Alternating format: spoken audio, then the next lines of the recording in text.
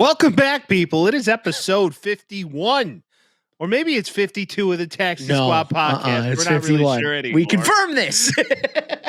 We have a fair amount to get into today, but before we do, please like, follow, and subscribe. Strange and unusual topics about horny people. We also have some NBA Cup talk. The Dodgers somehow might just be better, and we have some NCAA Cup. Some tournament action starting this weekend. Joe Klatt sounds off, and of course, Bears Corner, the NFL, and a new Air It Out. It's the Taxi Squad podcast. Come on, everybody, celebrate. The Taxi Squad is here today. So lose the blues, kick back and relax for now. They talk about sports and stupid stuff. They're probably wrong and it might get rough. So welcome back. It's the Taxi Squad. Yeah.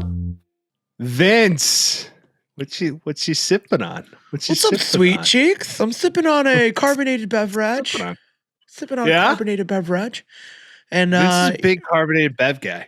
I am. I like a carbonated bev of all sorts. Hard, soft. I realized the other day, and call me stupid if you will. I finally realized why they call them soft drinks. Why? Because I was like, why do they call them? Someone's like, oh, we have hard and soft drinks. And I was like, is that why? Got it. Is that why? Where were I think, yeah, because soft would not mean hard, right? So hard, you're gonna it's booze. It's gonna elevate you in some capacity and make you stupider. Where soft, just you're soft, dude. You're lame. Like you're just soft. Or just dude. Not it doesn't have any alcohol in it. All right, why are they called soft drinks? Who knows? Maybe the booze just isn't for you. Maybe the booze turns you into, in quote, flus. And then from there, you make bad decisions. Yeah.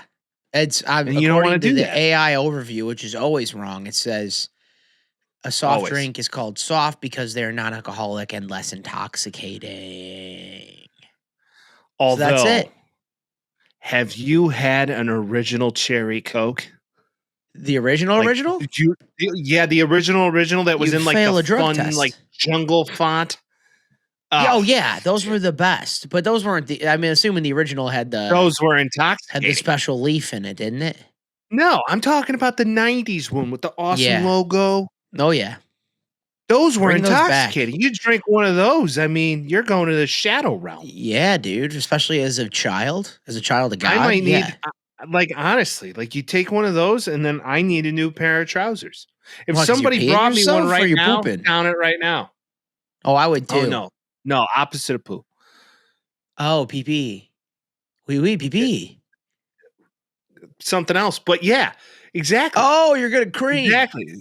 You're gonna crispy cream. Okay, I got you. A little crispy, right? Yeah. But give me one of those. I'll down it right now, like that small man, that caramel. Mm-hmm. Give me 3 of them. I'll house them right now. 100%. I have to ask you a question, an inquisitory question for the people at home. Why are we both wearing Bears hats? We have never been so proud, but that is not the question. Okay. So today an announcement went out on a popular sports program named Part of My Take. Did you hear this announcement? And no, I was amongst busy other today. Barstool things. No. They're moving their video pods onto Netflix. Got it. And they were kind of jacked about it, and everybody's like, what the fuck is that? And they're like, everybody has Netflix. No, not true. I get it.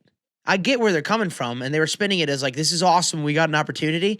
I was thinking about this because we it's about money. It's about money. But we talk about selling out. I don't know if I'd want to do that.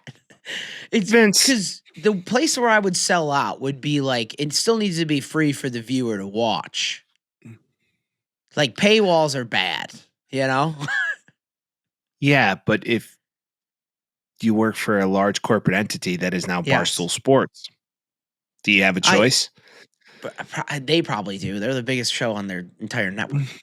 But Well, even that's so, true. it's like because McAfee did it, but he kept it on YouTube's for the free for the people situation. So they are. It is true. They're not going to keep it on YouTube. They're not. No, just their audio is going to be on Spotify and Apple still, but visually you have to have Netflix. I am one of said people That's that don't the have Netflix because there's no reason to these days. Well, Netflix is so. Of course, we have it because you got to watch the silly fucking rom-coms. It's for I think it's for ladies, dude. Oh, I it's really- totally for ladies. I don't Like, use I it. don't think there's been a movie on Netflix that I've watched lately and been like, oh man, that was really good. But now that they've created the legal monopoly, they bought Warner Brothers, Yeah, I know. But it's which essentially means Netflix now owns Batman, right. which And is fucking. who with owns me. Superman, Mike? Warner Brothers. Really? I thought that was Disney. No, it's DC, dude. Is Superman DC? DC. Oh, Spider-Man, Captain Superman is America, DC. Avengers, all that stuff is. There you I go. I could have a whole segment of podcasts about DC comic book heroes. I'm a Batman I'd rather not guy. want to Sharon Moore myself, so I'm out on Hey. that. Oh! Take it easy. Another thing I want to say before we get into Strange and Unusual is I thought that I was on ESPN.com, which is one of my least favorite websites ever. I hate it a lot. But Yeah, were they race baiting you? Where they're like, "Whoa, usually, or they just try to throw Malika Andrews right in my face, and I'm like, "Stop it, please." stop it! She's but bald. She's weird." no, she's not. That's the wrong one. Wrong Oh. one. Back the truck up. My bad. That's the other. That's the That's other one who Monica dates McNabb, Ariana I Grande. I think, or Cynthia Erivo. No, but I was on it, and I saw Don't this. touch her. I saw this thing, and it's called Places, right? And I was like, oh, there's Peyton's Places, and they do that. So, and then it said Vince's Places, and I'm like, oh, cool. So ESPN took all the news for all the things that I like, and then just put it all together and be like Chicago-based, Notre Dame, and all that. It's just Vince Carter's version of Peyton's Places. It just ruined my day. I was like, oh, that's a cool new addition. Just nope. I saw something else. No on one's the named Monday Night Vince, Football dude. broadcast. There's a lot of Vinces. I know, but in comparison, like when you see Vince's Places, you're like, oh, they're mine. Like if I saw Mike's Places, I'd be like, Ditka. Yeah. But Well, yeah, of course. I mean, but everybody's name is Mike. You go into any major business, there's 4 fucking Mikes. yeah. Oh, yeah. Okay. I so happen to work within a business that there's only 2. I'm grateful for it. Okay. Yeah. And me being one of the 2. I hope Right? so. If we had a third, it might just be too much. And I'm happy that people are now naming their kids after fucking animals because, the classic names are phased out, which they'll come back. This is Tree Lynn. Who? Huh? Yeah, Huh? this is Aiden Tarantino, Braden. Jebediah Bush. And you're like, Jeb Bush? Jebediah, Xerxes. Here's all these fun fucking names Yeah. that we took out of fantastical books. Why'd you name your kid Kevin? That's a horrible name. It's like, you named your kid after the god of war. Like, what are we doing? Right? Yeah, absolutely. Unbelievable. But back to the topic here. Yeah. I don't even know where I was going with this. I don't even I've know where lost you're going with it I either. I rage baited on names. Lost the plot. Lost. You want to know who else lost the plot of life, Mike?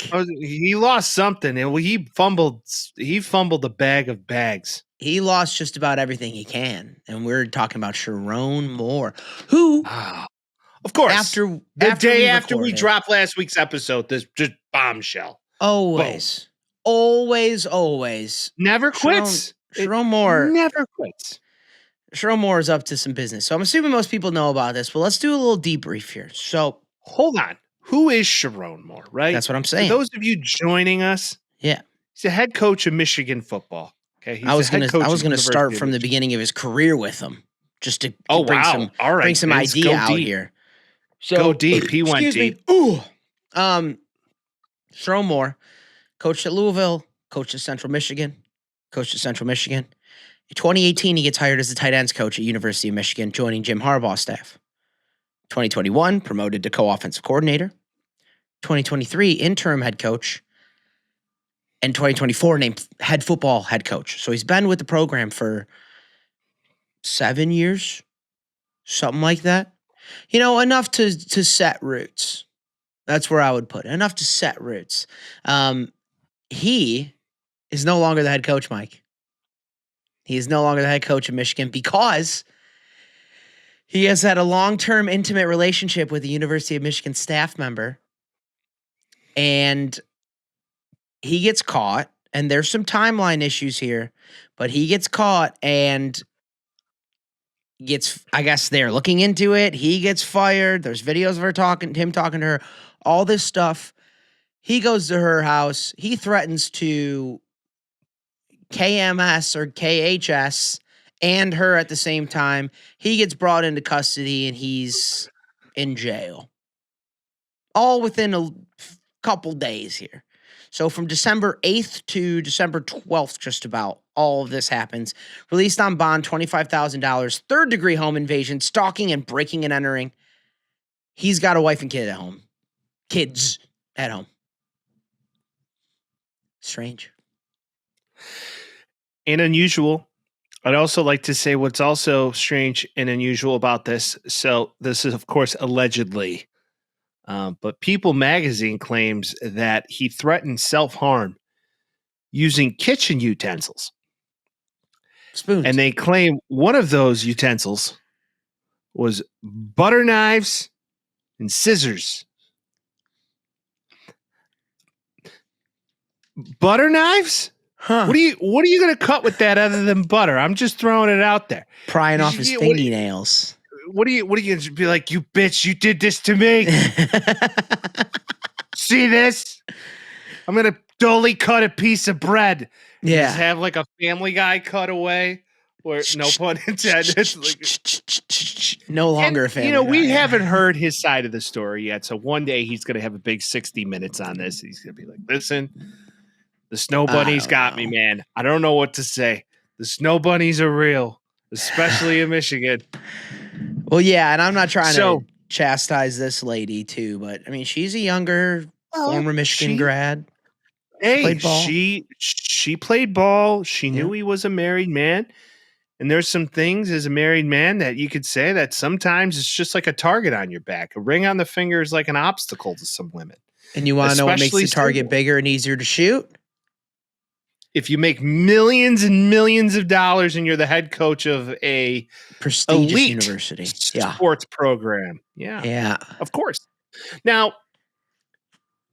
what I don't like the claims of, in quote, allegedly, you ruined my life. Well, dude, you kind of ruin your own life. Right. He doesn't take any accountability. He blames it on her. And there's some of these leaked texts that are coming out on the Twitter world. I don't know how much you can believe, Hello, Twitter world. You can't believe them.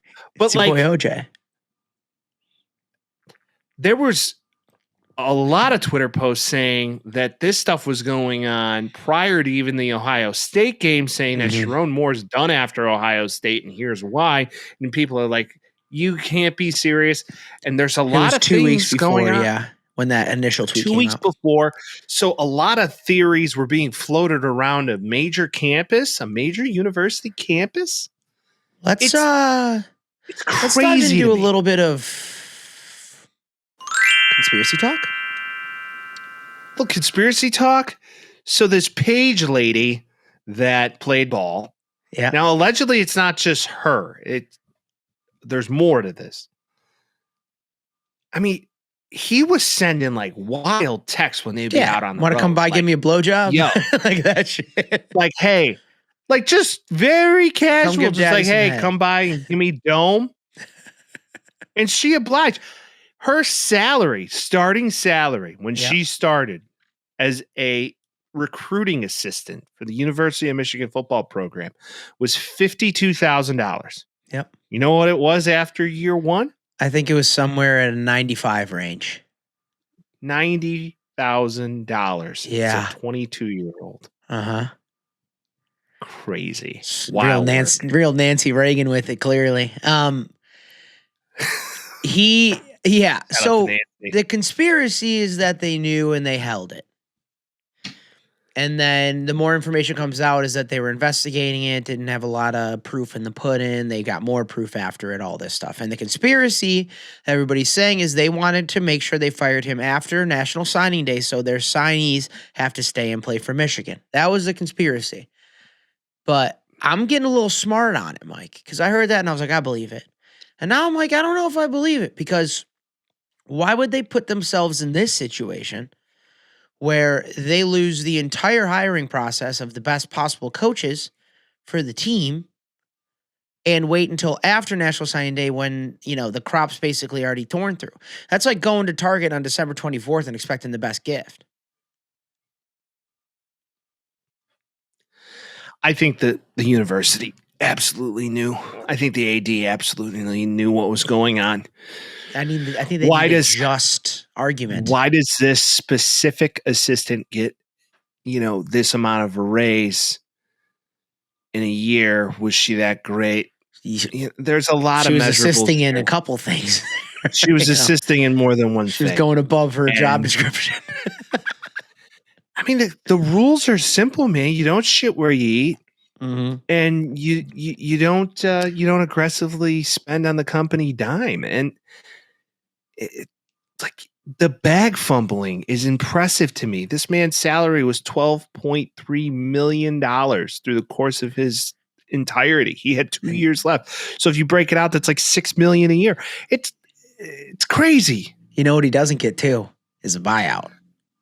No, because they fired him with cause. There was cause. There was like, hey man, you can't be banging employees. Yep.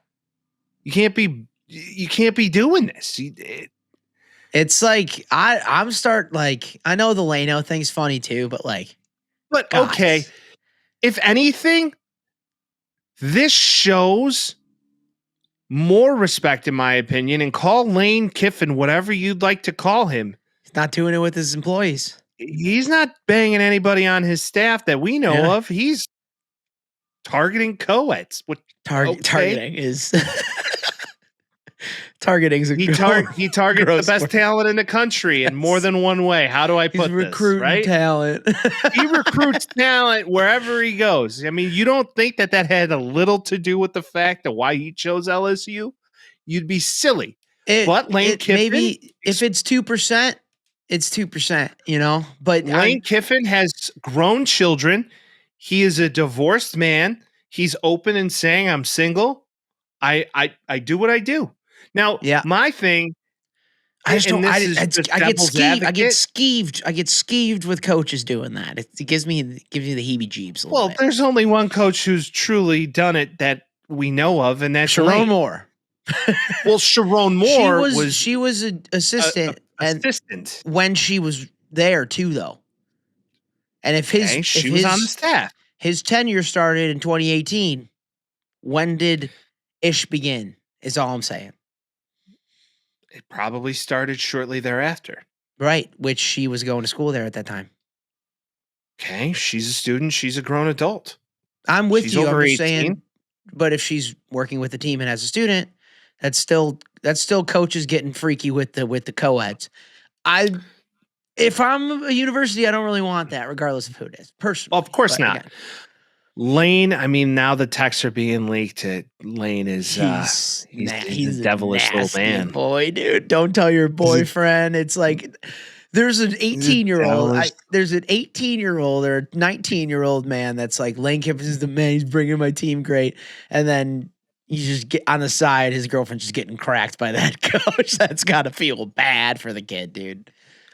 But Lane's a single man. Sharon Moore was married with children. One of them are fireable. The other one isn't fireable. It's just a little skeevy. Well, okay. Let's play devil's advocate. If Sharon Moore, single dude, notably a single guy, there it is. And he does something like this. Is it worse? Is it better? It's still bad. It's still with a staff employee. It's better, but still fireable and still bad. I mean, but then again, power dynamics, Michael. Lane, I understand the power dynamic it's still bad regardless, but I guess it's a little less worse if you think about it. If it's not cheating on your wife and you're ruining your kids' lives and all that. Correct. Yeah. Also, But the his- whole like I'm gonna kill myself and you and all that is pretty Yeah, bad. well, now that's all alleged, but it's He is in jail. crazy work. It's Was in jail. crazy work to me. Well, he's out on $25,000 bond, but it's crazy work to me that your first instinct after getting let go and fired and all this good stuff is to like run to this woman's house. You know what we call that in the biz, Mike? What? Psychotic breakdown. Or thinking with the wrong head. Both, because he was like, okay, I lost my dream job, I lost my wife, my kids hate me forever, I'm gonna kill myself. Sorry, trigger warning for that, but yeah, that's what he said. Well, he'll get another job in probably like 5 to 10 years. This isn't Patino. He wasn't even that good at coaching. Well, he was a good OC under Harbaugh. But what's nuts is like all these guys under Harbaugh just poison chipped. And this is my thought. Jim Harbaugh's not doing the story of Jim Harbaugh with younger ladies is him being out on the quad and them having a football and him throwing them darts, trying to run plays with them. That's the story of Jim Harbaugh with younger ladies. You need a dorky head coach. You just need a guy who's like, I don't know how else to put this, but just borderline. He's got a touch of it. Yeah. Yeah. It. Yeah. One could say. Yeah. And not The Pennywise. capital it, we know. The capital You've it. seen that story though, Central. right? Of him like walking on the quad and then someone's playing football and he's like, hey, help me develop these plays. And he just got like a bunch of random girls, was throwing full on Jim Harbaugh, former NFL quarterback, right at him, just pelting him with balls. But Harbaugh's all about ball. He's not trying. He's not doing that. The only cheating Lane, he is on the other he's hand, using an NFL ball but he's in college. Like that's the cheating he does. Lane gets on campus at a new hire. And he's like, "Where's the Sigma Kappa house? Where's the Delta Phi? Yeah. Where are they? I need to know." Barking. He's a bulldog, and he's a bulldog in a tiger school. It's very true. Or maybe that's his game, and you can't blame the guy. At least he's owning it, and he's not like, oh, hey, you want to be a part of my staff? Yeah. But these girls are also playing part ball. of my staff. These girls are also playing ball. Yeah. The one I feel bad for, this, I guess the third, feel bad for the wife, feel bad for the kids. The third person I feel bad for is her father. Yeah. He's the special teams coordinator for the Bears, I think. And it's like, damn it, he seems like he's salt of the earth, so that sucks. Allegedly, all of it. Oh, so the girl that he was like doing the dance with is her father's the defensive coordinator, or no, the special teams, the one. Yeah, and he seems like he's a nice guy, so it really sucks. But this hits home. Runs deep. Mark your calendars for January 22nd, 2026 for Sharon Moore's next court appearance in connection to these. Well, he's out on bail, and he'll probably not work. And he's probably not going to have a holly jolly Christmas. He's going to have a little bit of a horny Christmas. This is just like a. What do you think his kids got him for Christmas? Condoms?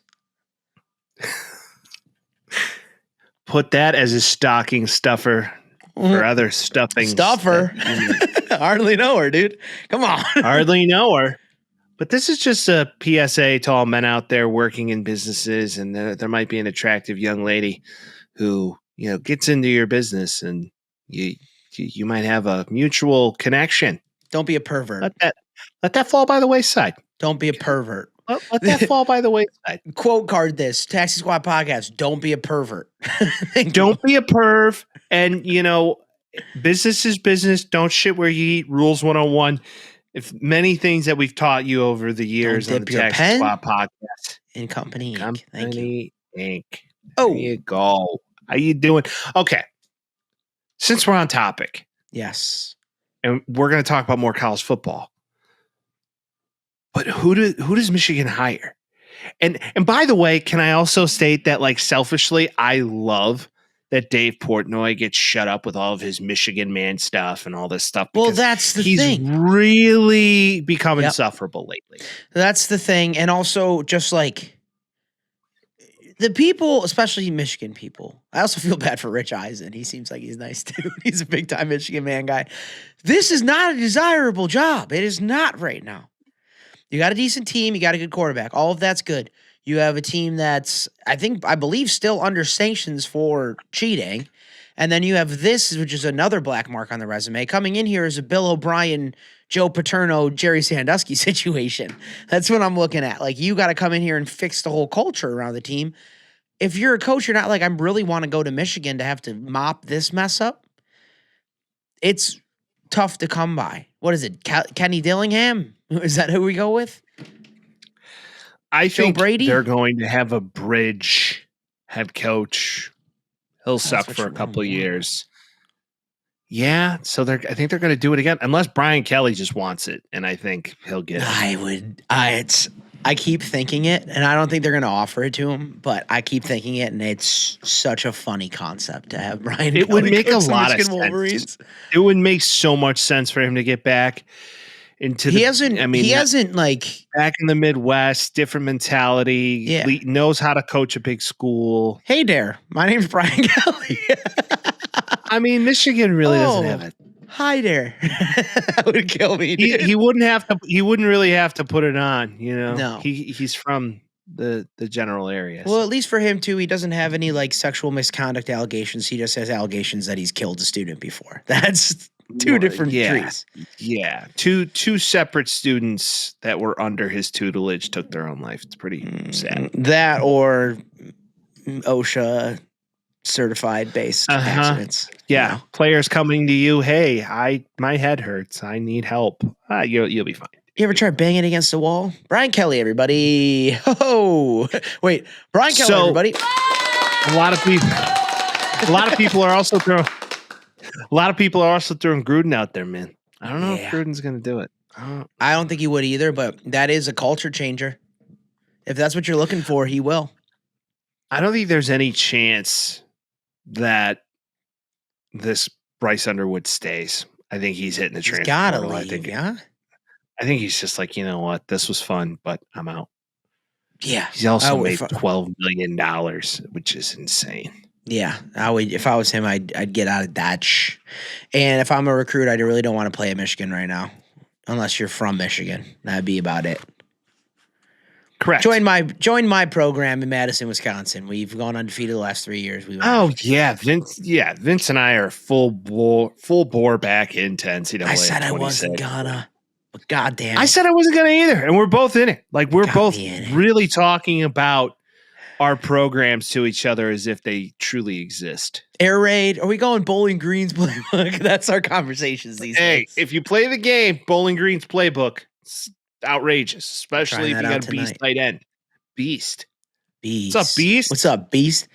What's up, Beast? All right, let's talk about the things happening right now in the MLB. But before, we do have an air it out today. We're going to hold it because I don't know what it is, but I know what it's kind of about. So if you want to air it out, if you want to call in, leave us a voicemail. You'll hear it later in the show. 312-725-2107. 312-725-2107. Leave us a voicemail. Let us know how you feel. Let us know what you believe in. Let us know if we're stupid. Let us know if you bet on something bad beats anything. Give us a ring. It's our own therapy hotline from two guys that shouldn't be giving you advice. I mean, sometimes we give good perspective. Sometimes. We give good perspective every now and again. Every now and then. Don't dip your pen in company ink and lose $12 million. Don't be a pervert. Quote card. Don't be a coach of a perv. I would like to talk a little bit about baseball. As you know, baseball. We got into it a little bit last week, but I just want to remind all you White Sox fans listening to this podcast, there is a potential of a man to be playing shortstop on this roster. Roach. With the name of Rock Chalowski. Yep. It is the most South Side thing I've ever heard in my life. And we won't even. Could you imagine how many January? Chicago athletes would be like, did you see Rock this weekend? The kid he looks home runs. Every time he gets up to the plate, it's rock the house, you know. Garm, Rock Chalowski. I can't tell you. The guy just really looks to be him. We have a new shortstop in Chicago, and it's Chalowski. We have to wait until every- July 22nd, I think, when they make the pick. But that's the guy we're going for. They're going to mix it all around, and chances are there'll be a next one. But I think he is the one. So doing some more homework on that kid. He looks to be impressive. Good. He looks real good. And I feel like you figure it out from there. I think Kyle Teal, to our discussion last week, definitely fits the outfield role a lot better. And people are talking about trading for him, and the Sox are like, Well, Edgar Quiro has the arm. Edgar Quiro is the true catcher, where Teal is an athlete. Yes. Yep. So I was going to say, let's talk about free agents right now because we got some signing, Mike. Oh, who signed today? 31-year-old polar bear. Pete Alonso is a Baltimore Oriole. That's crazy to me. I can't believe he left. I can. The Mets now are like, maybe we spent too much money. Yeah, but they have unlimited money. Steve Cohen has unlimited money. Maybe they were just done with him. And they wouldn't sign him last year, which made no sense. And they were like, no, prove it. And he proved it. Mm-hmm. And now he's like, and he is 31, but 5 years, 155. It's an insane contract, but not in baseball. For a DH, though, which you can throw him at one D, though. And what are the Orioles missing? Oh, first baseman who can hit pop for power. They don't have a masher. They don't have a masher right now. Well, Adley Rutschman is, I don't know if you consider him a masher. I wouldn't. You can't tell me he was mashing last year. Yeah. Right. They're a young team that I think he's a good piece of glue that will bring them together because let's face it, this past year was just very disappointing for the Orioles in the East. I think Pete Alonso fits that roster wonderfully. I think it will work out for them. Now, there's a lot of reports going on right now. So Edwin Diaz signs with the Dodgers, which we touched on last week. But now there's new reports that the Tigers are not willing to give Tariq Skubal what he's looking for. And they're actively shopping him. And guess who's number one in line for shopping? Hold on, let me guess. Los Angeles Dodgers. It's stupid. I hate it so much. I wish I was a Dodger. They have every prospect you could want to. And they're just like, yeah, here's a list. Yeah, well, that's fine. Why not? I mean, with them, like, the rich get richer. That's the thing. Like, you can get mad at them, but you got to get mad at every other owner, too. Because it's like they're just going to do it. And if they can, they will. At what point is it just you have infinite funds and we need a salary cap in baseball? Like, it's. Yeah, but that's 2027. We're just never going to see baseball. We're doomed for a lockout. A couple other guys available. Bo Bichette. Does he return back to the team that went to the World Series last year? Alex Bregman. Bo Bichette goes back.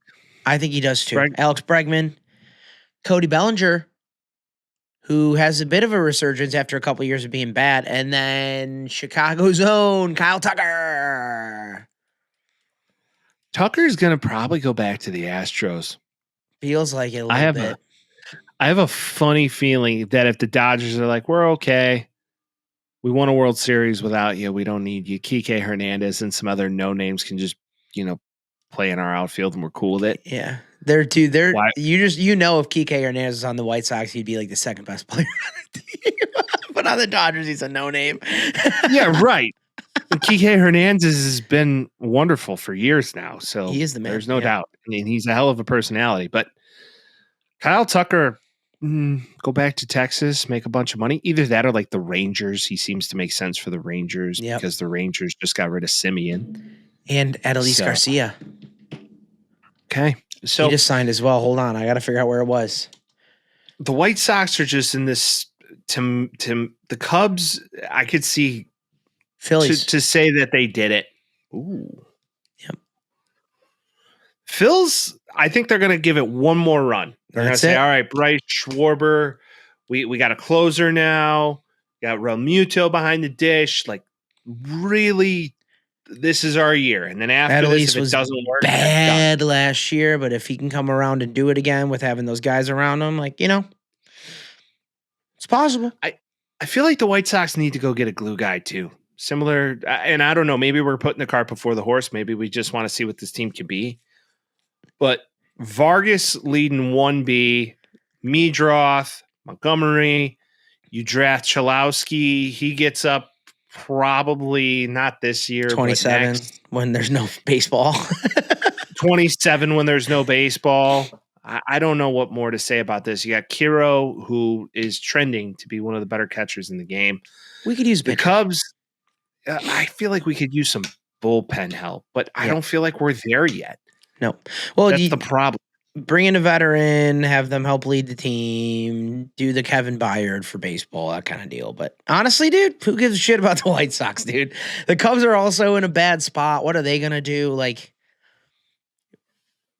the Ricketts don't have any money, though. I just want to remind everybody that no money. They haven't put millions of dollars in infrastructure around the entire stadium, but they don't have any money at all. Cubs are pulling a Jerry. Yeah, they're taking a page out of the Reinsdorf book. Doesn't matter where you are. Everybody's going to Arthur Fist if you're in Chicago. And in other Chicago news, should we just blow it now? Do you want to blow the lid right off of it? Yeah. Big Bears announcement. The Bears. I thought you were actually going to hit a sound effect. Hold on. That's going to be post. The Bears are actually. The Bears are looking at building a stadium in Northwest Indiana, to which I say, hey, yo, what the fuck? Because why would they do that in the first place? They have a whole Trib article, a whole Bears announcement for all of this, just saying, hey, our posturing to get public funds for Arlington Heights hasn't worked, and it isn't working in the city. So now, instead of coming up with some new perspective of it, we're going to do the same thing, but move them to Indiana. And everybody online saying, no, you're not. Losers. No, you're not. No, you're not. Stupid. Why would they do that? Stop. And the whole basis of this announcement is that the mayor of Hammond has said he's down to play ball. That's as far as we got with it. They don't even have a place to put it. Hammond, fucking Indiana. There's nothing. The lake. You get the lake. That's it. You get the lake. Okay, let's face it. It's easier to get from Indiana to the south side of Chicago than it is to get from the northwest suburbs to the south side of Chicago. How do I know this? I've done it. There's a literal fucking train that takes you from Indiana to the front door of a White Sox game. So, in theory, this isn't far off, and I can understand why the Bears are like, oh, yeah, we'll just posture and say we're going to look at this. If everyone would like to remember, about 2.5 years ago, almost 3 years ago now, they also said they were going to look at property in Aurora. Mm-hmm. So where's the Aurora mayor? Why isn't the Aurora mayor? I think they said fuck off respectfully. No, I think they said, yeah, we'll do anything. You're the Bears and we're Aurora. The only thing that's like cool about Aurora is like a casino. Premium outlet mall. I don't even oh yeah, it's still there. It is. And you're also close to Naperville. How you doing? Yeah. Okay. I would say, though, that the Bears are doing this as a bargaining chip. They're like, oh, this is all this is. This is a bargaining angle. They've done it 3 times and it hasn't worked. Yeah. This is Kevin, what's his nuts? Warren. Kevin Warren going like, oh, well, I'll see what's going on out here in Hammond, Indiana. And then it's because no one will give him public funds to do it. And he doesn't have anything else to do. And he has no other thing. So he's just going to do the same thing over and over again. You're the fucking Bears. Yeah, I know. You have all the money. You have more than enough money. They made their money off of the Bears by being the Bears because of George Halas. They don't have any other outward funds. I would put very good money on it that they'll get private equity involved sooner or later, and then before you know it, you'll just have guys walking around to be like, yeah, the Bears, yeah. At this time, we did that. We live in Lake Forest. If you're well, that's the thing too. Is 90% of their freaking season ticket holders in good spots are all northern suburbs. Like, it doesn't make any sense logistically. And then also, if you're going to go to Indiana, why even move out of Soldier Field? Like, what are we even doing? it's going to be twice as hard to get there. Yeah, this is all just It's posturing. stupid. The Bears being the Stupid Bears, dumb. dude. All I want to do right now, Mike, is talk about basketball. Do you want to talk about basketball? Basketball? I'll do my best, Vince. I'm going to do my very, hoops. very best for you, dude. I show up for basketball. I don't necessarily go into the depth. Yeah, but I show up. I show up, babe. I show up. You're the kid there looking for the participation award. And I like it. Yeah. I don't, everybody knows, I hate this fucking mid-year cup thing. It's so dumb. It's so much so that I took the name of that cup and put it on the NCAA tournament or whatever they're calling this, the NCAA playoff for college basketball. And that's where my brain goes. It's just like, oh yeah, it's the NCAA Yeah, cup. you're looking for the NBA cup. I'm more excited. It's like fun. I don't know, fun. It's like it's dumb, and they celebrate like they won something when it's like, so did you win a championship? No, but kinda. But well, yeah, no. the NBA pushes it on people too. But for those of you that aren't aware or haven't seen it much or don't watch a lot of basketball, the NBA instilled this NBA Cup 3 years ago. The Lakers won it 1 year. The Bucs won it 1 year. I think the Nuggets won it last year. And this year, we crowned a champion last night with the New York Knicks, who miraculously beat the San Antonio Spurs in the final. It was fun to watch. It doesn't have any barring on anything that happens in the rest of the year. No. And if anything, looking at track records of the teams that have won, it might actually be a bad thing. But essentially what happened is that the Knicks won. They celebrate. They get a cup. Karl Anthony Towns calls Timothy Chalamet, Timmy.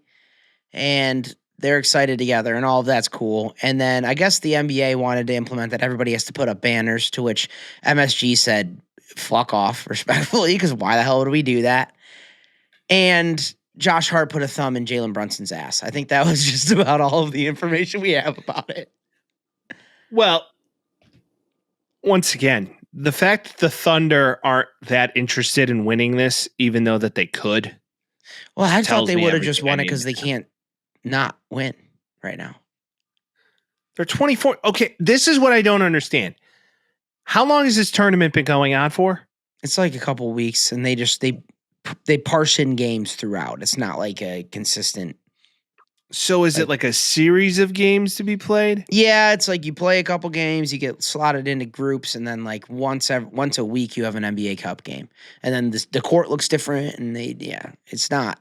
They don't do it like in order chronologically with the games. It's like placed in there. Is it so you don't play like a 7-game series against one team? No. So it's like a round robin in a way. Sorta, yeah. Except like you play other games within it. It's like soccer. It's like Champions League stuff. Soccer? Yeah, they pull. Yeah, you ever heard of it? Round ball, kick it with your feet. Yeah, I know the game. No, Mike, I watched Newcastle the other day. Fucking blew another lead. It's goddamn annoying. Those are the Brits, and they do it well. We don't do this shit well. Well, it's also it's basketball. Yeah, and I know some friends of the pod, carry season tickets to soccer people things, but like I don't do that. I know you don't. Some people do. I do like soccer, but I don't find this to be necessary at all. But I think it's kind of fun. Again, it's just like a gimmicky, fun little thing that they do. You think Michael Jordan would condone this? Because I don't think he would. I think he'd be like, "This is the dumbest shit I've ever seen." I don't think David Stern would condone it, to be honest. Correct. I mean, let's face it. They hid Michael Jordan's gambling allegations. This is an Adam Silver. Yeah, and now Adam Silver's saying that he wants to do the NBA Cup playoff games at historic college arenas, which would kind of be cool too. But again, who cares? Okay. It's kind of a nothing burger. It's just a nothing burger. And then why do you spend millions of dollars on these state-of-the-art stadiums? And you look at where the Clippers play, and even though the Clippers suck ass, I know they have the most insane stadium of all. They don't do NBA games off-site ever. So I get where he's coming from, kind of, but it'd be cool to do it at like Duke or Kentucky with those field houses and stuff, I guess. But it's like cool, It's the same way I feel about like we're doing an NFL game in Brazil. You're like, cool. That sucks for the team that's the home team. Like, why are we doing the game? Okay, the Thunder just have the West locked up, and the fact that the Thunder didn't even, like, just compete for the cup for the West is they got dumb. one loss and they were out. Yeah. And then you got the Knicks who are playing for the first place spot in the East, which they're second. Yeah. And the Spurs played the Knicks, and the Spurs, I mean, barring anything crazy, they're going to be competing. I mean, the Spurs are like one piece. The Spurs are one piece away from being really. What'd you say, like a 6'11" Greek guy? If that happened, that'd be crazy. Insane. It'd be insane. Do you think Giannis is getting traded this year? Because I don't think he will. I think he will at the deadline. I do. I would like to update everybody about the Cure Bowl. In case you were wondering, Old Dominion is beating South Florida 17-10. Old Dominion is most famous in my head. Most notably, the worst team in college football. That's the only reason I know. Somehow they're beating. They're beating USF as we speak. So Vince, NBA, okay, good for the Knicks. Karl Anthony Towns still zesty. Josh Hart. Other storylines, Mike. Yeah, the Rockets turning it up. Hot in the streets recently. Amen Thompson, Alperen Şengün.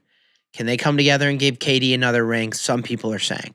If you're, hey, I want to get a little bit into basketball, but it's not even Christmas time, so what are we doing right now? I'm watching Austin Reeves going crazy as an undrafted player on the Lakers. The Thunder are the Dodgers of the NBA. The Rockets are a cool little setup. We'll see how it goes. Wemby's crazy. The West is awesome. Looking at the East, the Celtics are playing better than they should, but they don't have Jason Tatum. What's going to happen there? The Pistons are like my favorite team because the Bulls suck, and are the Knicks. Oh, and the Raptors. The Raptors, Brandon Ingram, Scotty Barnes, RJ Barrett's coming back soon, and they got Jakob Poeltl on a massive deal. They're probably going to move him. Those are my storylines. Well, and the Bulls suck again. Yeah, they were good for a minute, and now they're 10-15.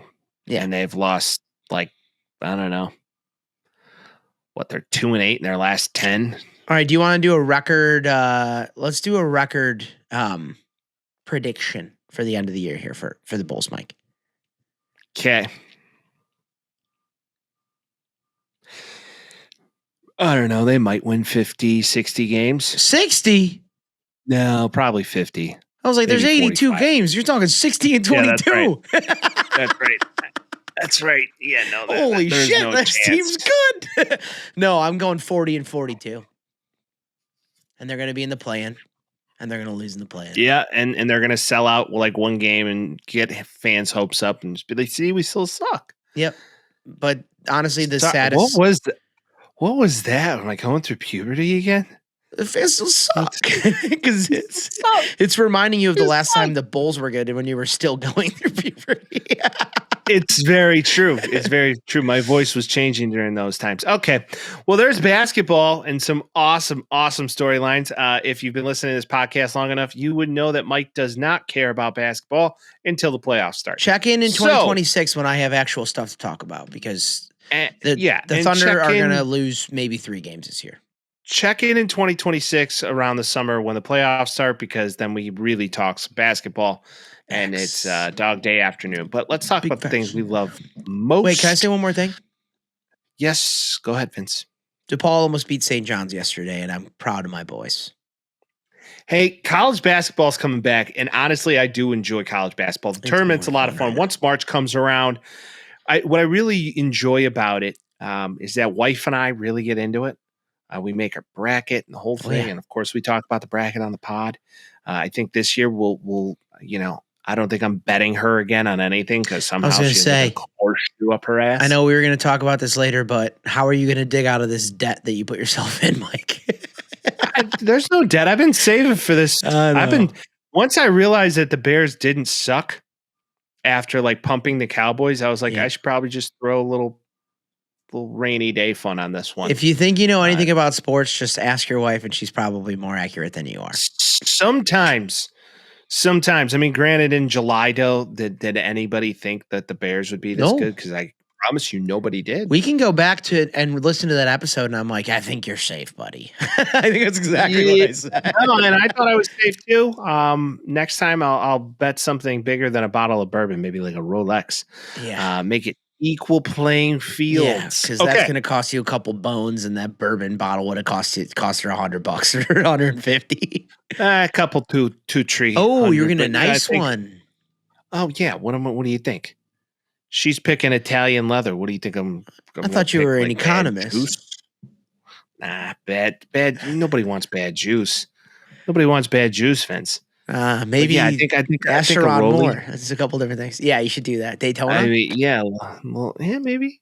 Yeah, maybe. Although I'm not a big watch guy. A lot of guys are like watch timepieces.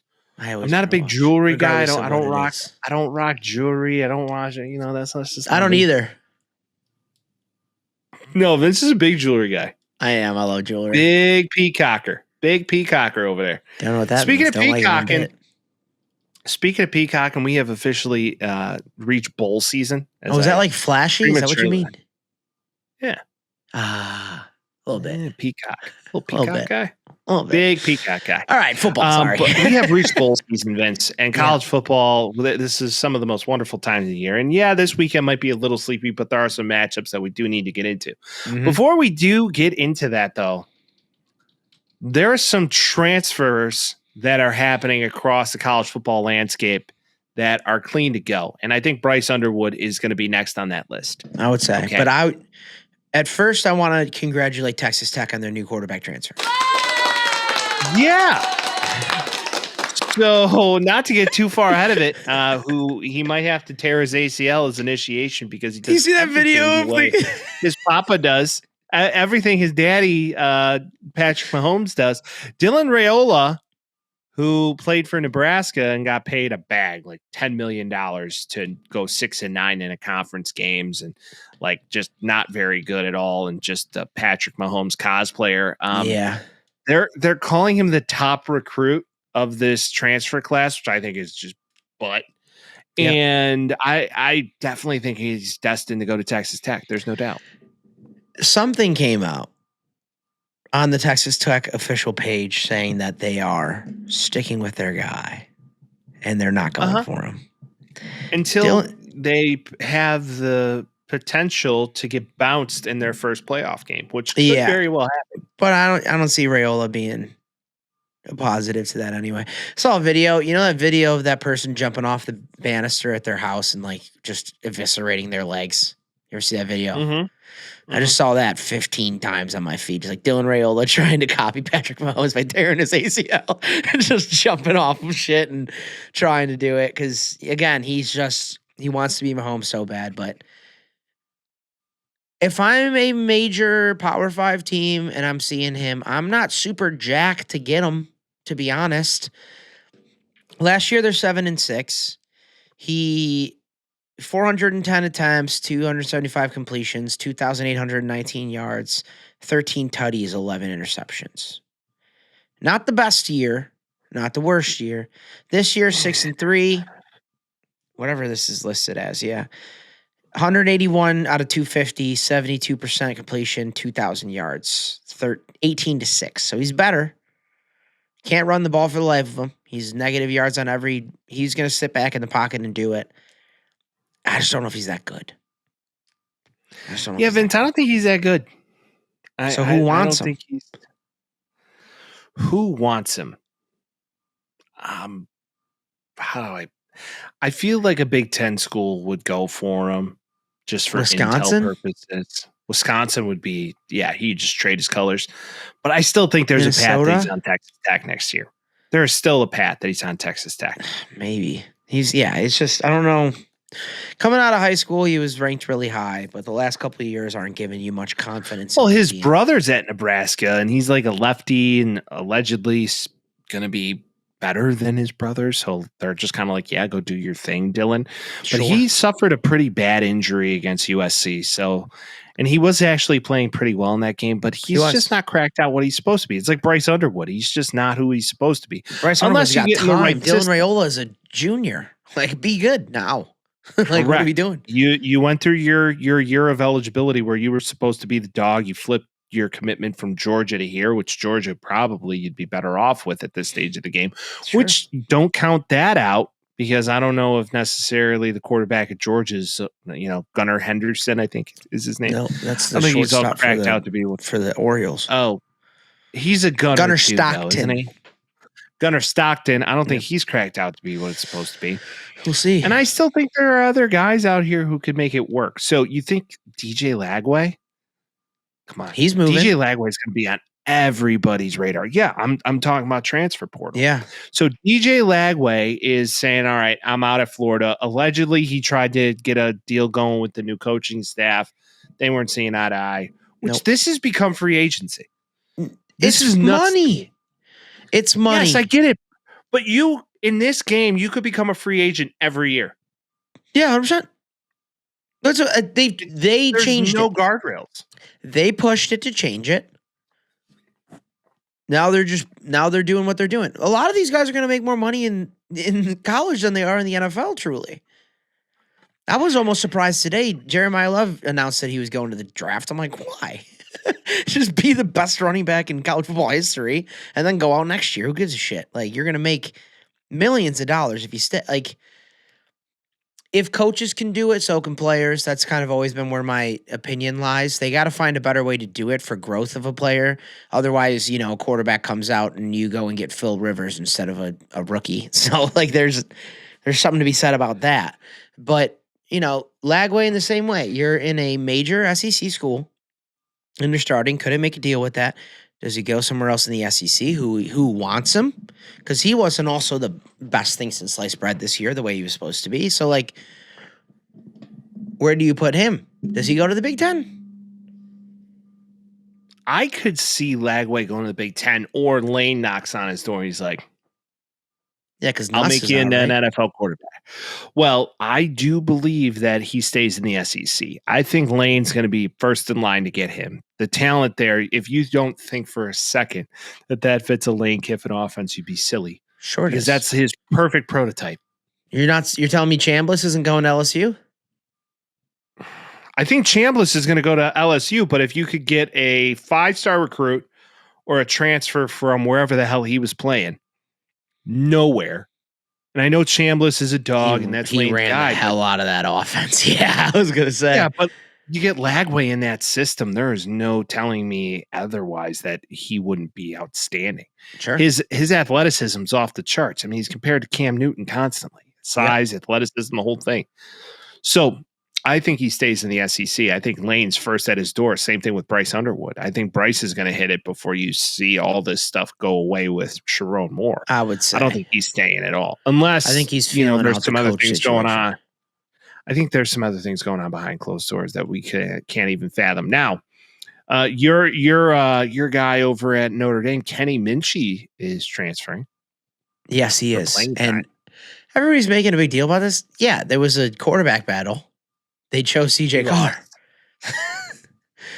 And everybody's like, I saw this headline today, and it was from Sporting News Weekly or whatever that stupid ass site is. Everybody's arguing in the comments, and I was just laughing. So it was like, Notre Dame quarterback transfers amid conversations that coach is going to leave. And I was like, that is not the situation at all. It's not like, oh, he's going to transfer because Freeman might go to Michigan. I truly believe there's no way in hell he goes to Michigan. And 2, he lost the quarterback battle. CJ Carr is going to be the quarterback the next year, if not 2. He's like, I want to go play somewhere. So go play somewhere. I'm with him. Go. Get out of Dodge. Yeah. Steve Angeli did it. Absolutely. That's where these guys are starting to migrate to. And I feel like you'll start to see some other programs get some large influx of cash and get the opportunity to go elsewhere. Another thing that you can see is go to Nebraska. Yeah, there's another one. Some Big Ten school. John Mateer, senior. He's out. So Oklahoma could be in this list too for a lot of these guys. The one guy I'd like to point out who's pretty fascinating, and you should do some homework on him, is TJ Finley. Okay. TJ Finley, guess how many times this young man has transferred? I love these stories. It's like Bo Nix. 4. 7 times. No way. 7 times. This guy's He's damn near 30. He's 23. Yeah. How do you do that? 25. Almost 25. Hold on, let me He has list off played- the teams. I mean, it's nuts. He went from LSU in COVID to Auburn, 2 years at Auburn, Texas State, Western Kentucky, Georgia State, back in the transfer portal for one more year.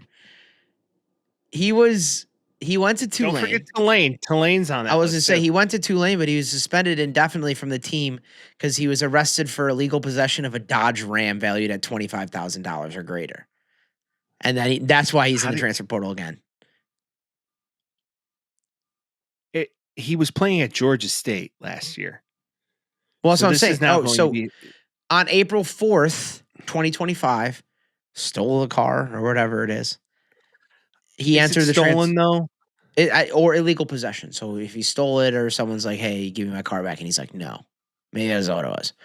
Regardless, April 4th, he entered the transfer portal 3 weeks later. So April 4th, driving a car that might not be his, enters the transfer portal, goes to Georgia State, plays there last year.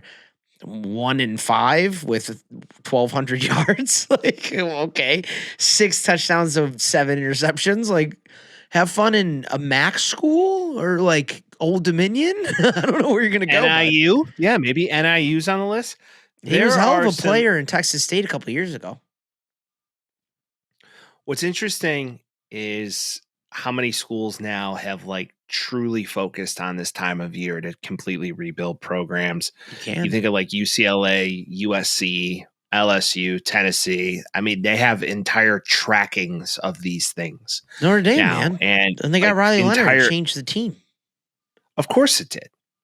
But the movement anymore is crazy. And the tracking that these teams are doing moving forward is going to completely change the landscape of college football. I do believe, though, we're headed for 2 mega conferences. Norm and Nate called this years ago on this Yeah, podcast. what, 4 years ago on the podcast you're talking about? 2 mega conferences are headed for college football.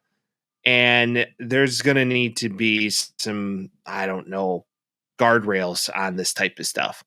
We'll Because see. the college football season and the college calendar cannot align. Semesters and how this all works quarterly cannot continue. Because They now, need to you be know, looked at as true seasons. especially if they're not playing in the bowl games or the playoffs. Like, and that was the thing too. All these guys, all these good teams that are playing in bowl games, they're not playing any of their starters unless they're in the playoff. So we do have the playoff coming. And I was thinking about it, and I'm like, okay. If Tulane and James Madison go in here and they both get blown out. This happened last year too.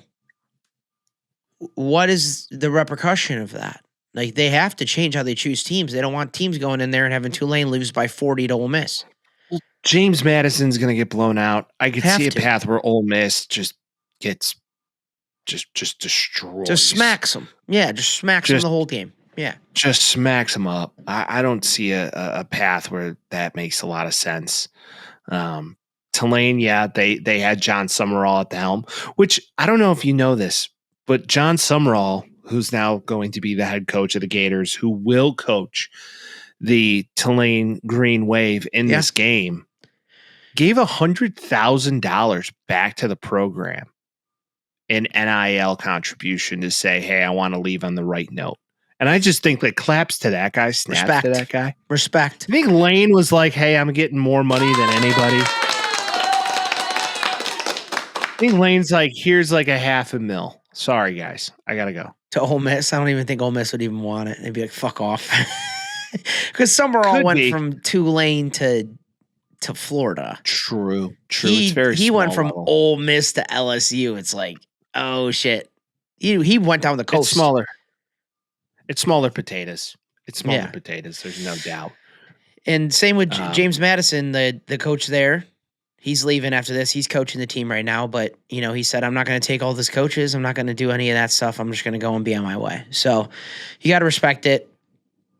But again, if these teams get blown out, there's going to be a real conversation about how they choose teams. And that leads us into Mr. Klatt. So, Vince, you brought this to my attention, which I am not a big fan of any slander on the handsome known as Joe Klatt. I like Joe who's Klatt. on College Football Kickoff every Saturday on Fox, and he's wonderful. I really do enjoy the guy's takes, and he knows the game better than most people. So what's the controversy right now? Why is everybody lighting this guy up?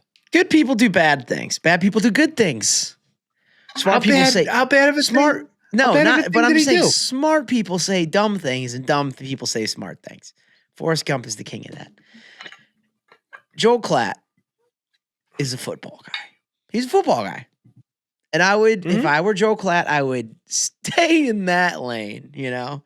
Shut up and dribble, Joe Klatt. That's kind of where I'm at right now. So he's talking about the college football playoff and Cinderellas.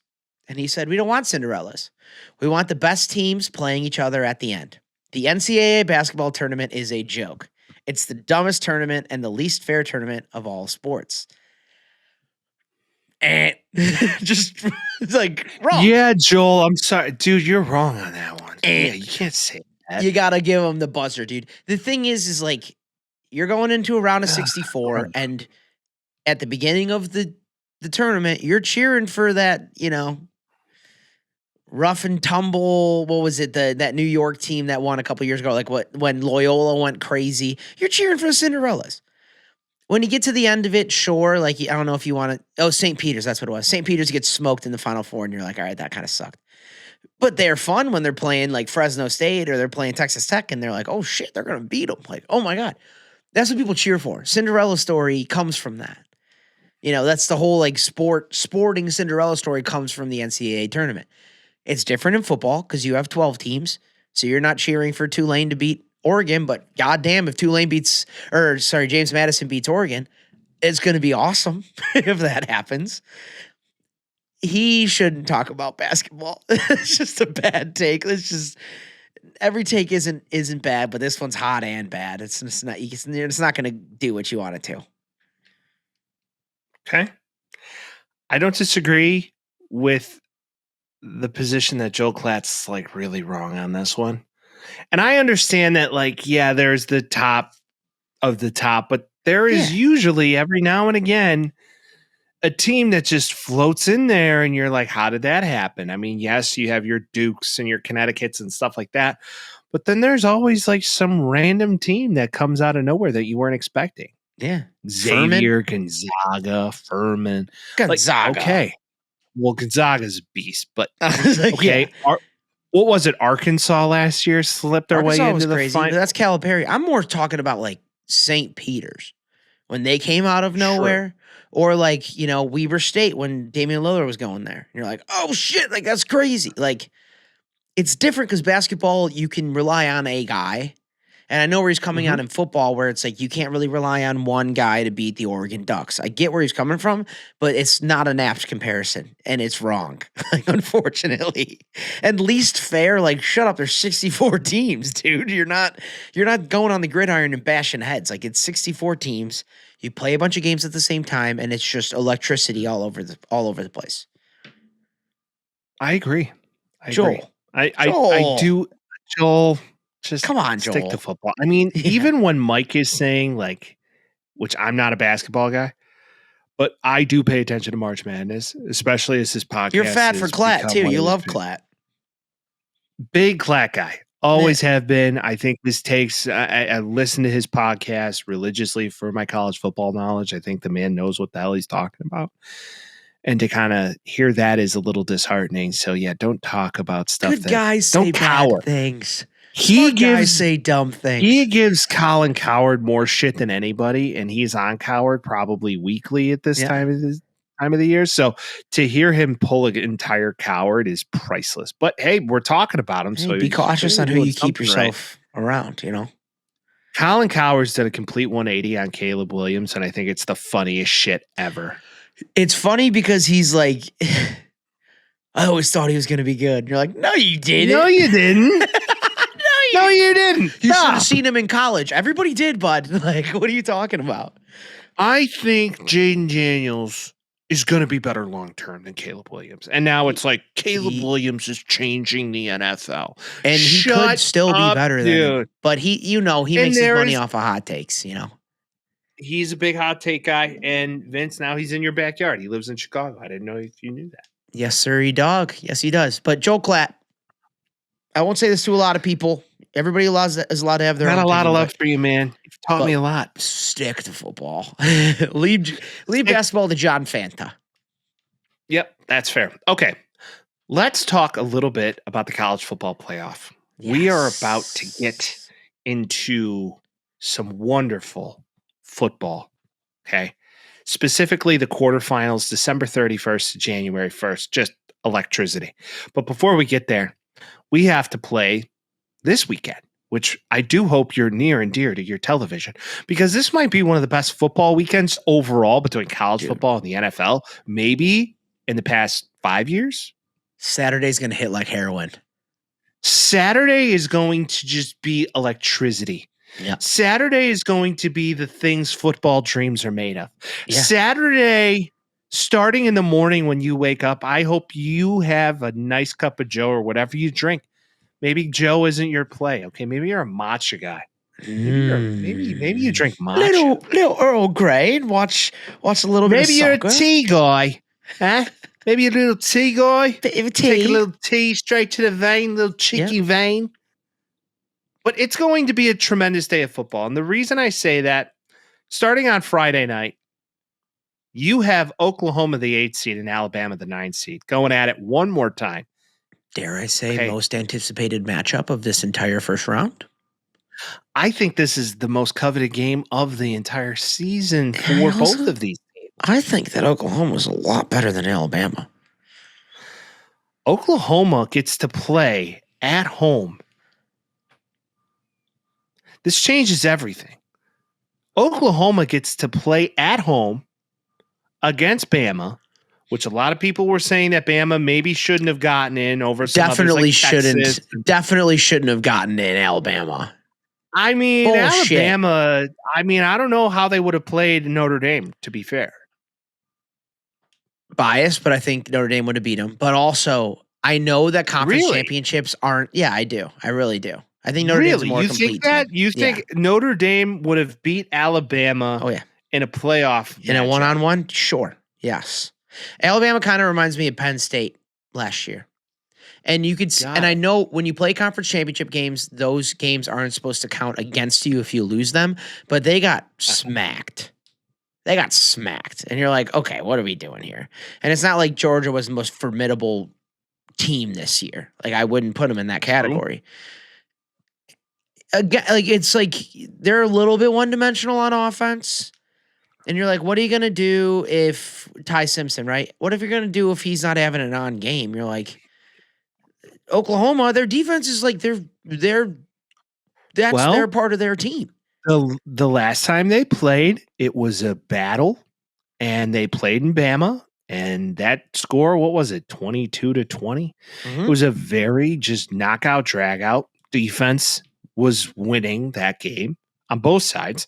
Mateer wasn't playing at 100%. I still don't think Mateer's at 100%.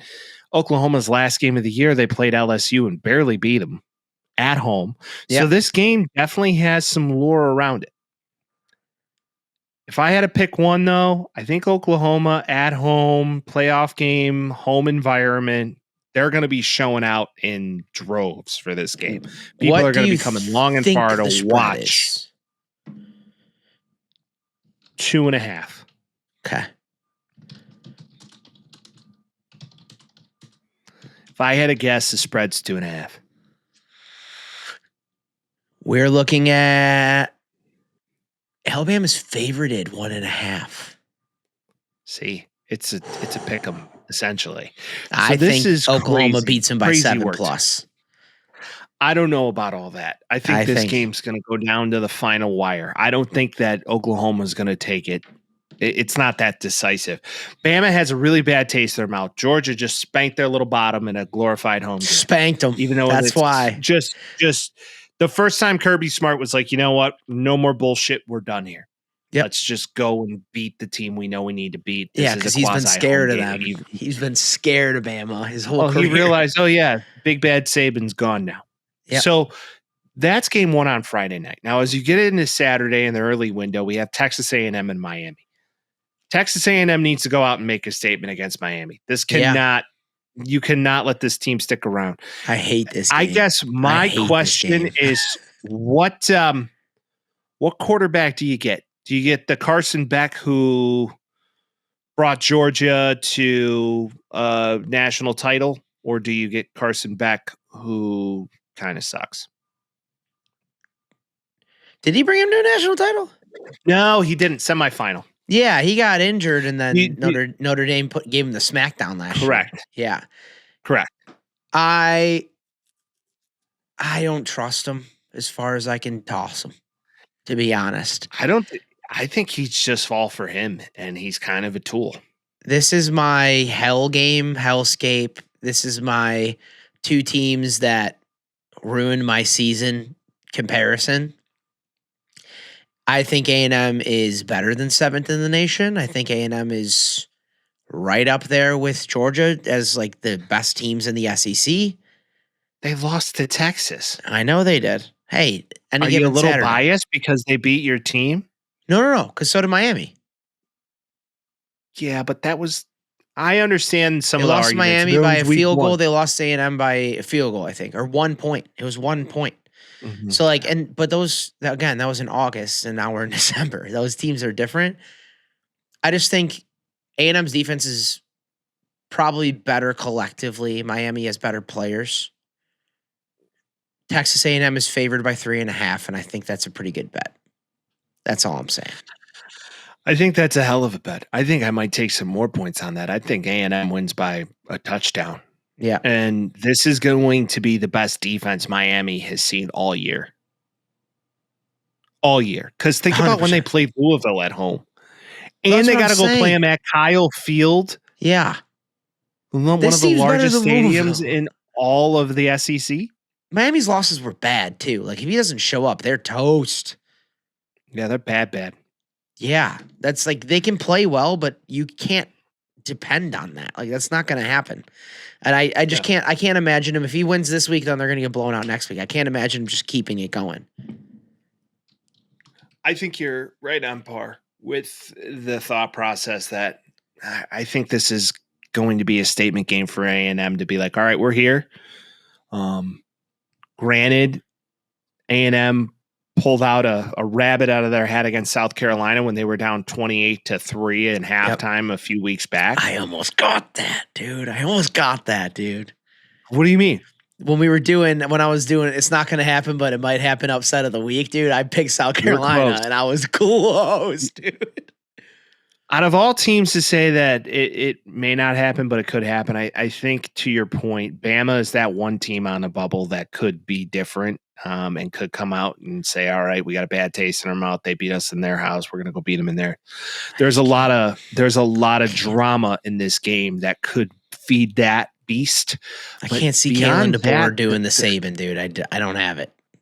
That's fair. That's fair. And I think DeBoer, you could say Kalen DeBoer could be an option for Michigan. I know we touched on it earlier, but there's another guy who's like, maybe I don't want to be in this shadow anymore. Maybe I don't want to be in this shadow anymore. I don't want to be in Big Papi Saban's shadow.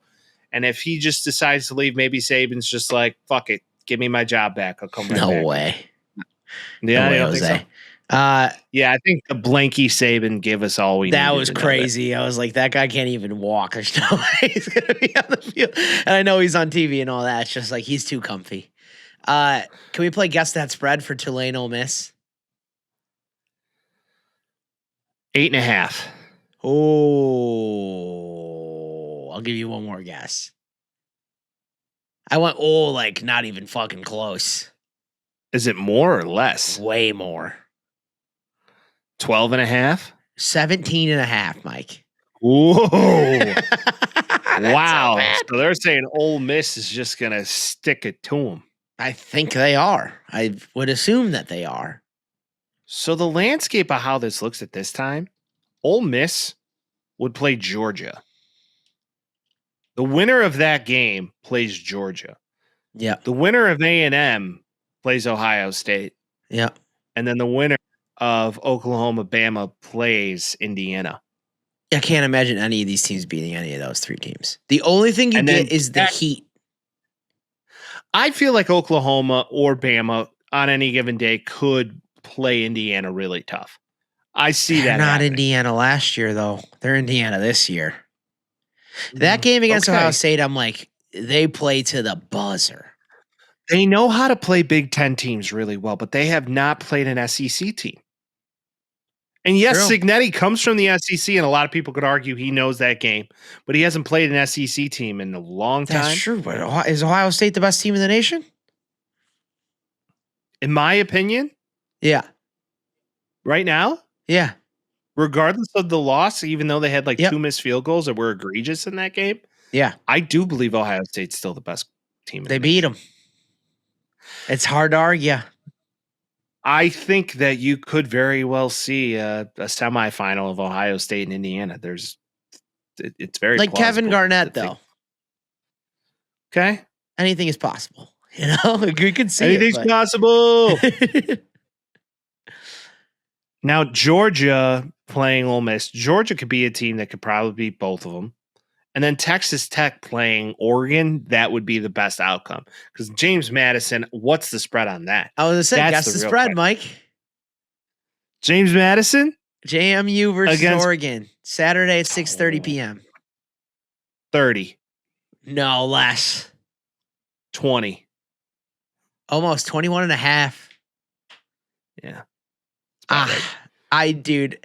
I want JMU to win so bad. And I do think the way that it's set up, like, JMU, yeah, they there's should get no in there. chance. But this is the problem. It's not the NCAA tournament, and one guy can't take the whole game over and make 15 threes in a row. No. It's an uphill battle the whole time, and they're probably going to lose by 2 touchdowns at the minimum. So I just you're can't see it. saying the 4 games of New Year's Eve and New Year's Day, we got Indiana, Oklahoma, Yep. Ohio State, Texas A&M, Yep, Georgia, Ole Miss, Texas Tech, Oregon. that's how it should be. And then you could have just kind of thrown away the first round, to be honest. The one team on the bubble, I still believe it, Oklahoma, Bama. That game, That's in my it. opinion, game of the weekend, next to Texas A&M in Miami. The rest of them, you just Throw 'em write out. it in. That's over. Yeah. Tulane, fun story. James Madison, more fun story. They play in the Sun Belt. And if Notre Dame's going to join a conference, welcome to the Sun Belt. That's what they're going to do. No, screw that. Welcome to the MAC. Just That's- go no, you own can't. the MAC. Yeah, but you're Why? not going to get, you don't get an auto bid if you're in the MAC. You get an auto bid if you're in the Sun Belt? If you win it and you're ranked high, yeah. That's why the ACC didn't go on, because Duke lost. So they had to put the Sun Belt winner in there. Or Duke won and they weren't good enough. I still think it's criminal that Texas is not a part of this. If there's any team, Texas is probably Texas third or beat- fourth. Texas beat Texas A&M I at know, home. but Vanderbilt too, though. Like, what do we? Okay, I understand. Okay, can we talk about Fernando Mendoza Yeah, wins the Heisman Trophy. Okay. Diego Pavia is talking so much shit. I know. It's I know. hysterical. He is. And He is. Who walked he out is. with the rest of his little brothers looking like Joe Pesci in Casino. I know. Yeah, Yeah, it was like and the he goes Munchkin and Land kids. fuck It was cracking me Indiana. up. Yeah. All this, fuck everybody who didn't vote for me. Like, how much blow did this kid start doing? I don't Where know. he was like a no-name recruit, came into a squad. He's not going to be anything at the next level. He's not. He is a consummate college player. It's like if you can, you should. That was just a flaunt. And then he came out and apologized. And all these TV pundits like, how disrespectful. Shut up, dude. Who gives a shit? I don't give a shit about you. Like, it was funny. Fernando Mendoza doing his best Richie impression, just up there like, I love this so much. You guys Yeah, are so nice. I'm going to look quality directly nice into the guy. camera. Give me Yeah. that microphone. He's a quality Everything nice is guy. for the good Lord above. All-time nice guy. He did post it on social media. Yeah. He posted it on the only social media he has, LinkedIn. He posted his thank you on Fernando Mendoza is like brilliant. I don't know if anybody knows this. Like, this man's like in the Booth School of Business in Indiana. LinkedIn, which is a difficult school to get into. Super difficult. It's like might as well be Harvard of business schools. If he God forbid anything goes wrong in his playing career, he'll have a job at Goldman Sachs. Like the kid's brilliant. He's definitely an Andrew Luck type, or like a Jaylen Brown Harvard man or Stanford man, or he's got that in him. I was mad because of the whole statistical anomaly that's been shattered now with every year that ends in 5, but like he deserved it, and he was the best player in the nation this year, and he's going to continue to prove that. I truly believe that. Indiana's fun, dude. If I'm rooting for anybody, that's the team I want to win. So we have a hypothetical semifinal January 8th and 9th where Indiana's going to play Georgia and Ohio State could play Texas Tech or Oregon. Mm-hmm. What do you think is the most foreseeable outcome of a quarterfinal matchup if those teams that we just discussed make it? And then we have a semifinal setting the table, one could say. Do we have a rematch of the Big Ten championship? I would say without any statistical backing to this, I cannot see Georgia in the national championship this year, personally. Okay. So I have to take Indiana. And then it would be Ohio State and either Texas Tech or Oregon, depending who would win that game. I would think that Oregon would be Texas Tech, which would leave Ohio State and Oregon, and I can't imagine Ohio State losing to Oregon. I want Indiana to win, but I feel like if Ohio State loses one big game, they win the national championship. That's like that is their recipe. They lost to Indiana. They did the Michigan thing, but with Indiana this year, and now they're like, fuck it, we're not losing again. And Ryan Day can get all rosy-cheeked and bullshit. He could be like, oh, we're the underdogs, all that bullshit, and then they're just going to win again. And then maybe Lou Holtz will come out of nowhere and be like, fuck Ryan Day. He should.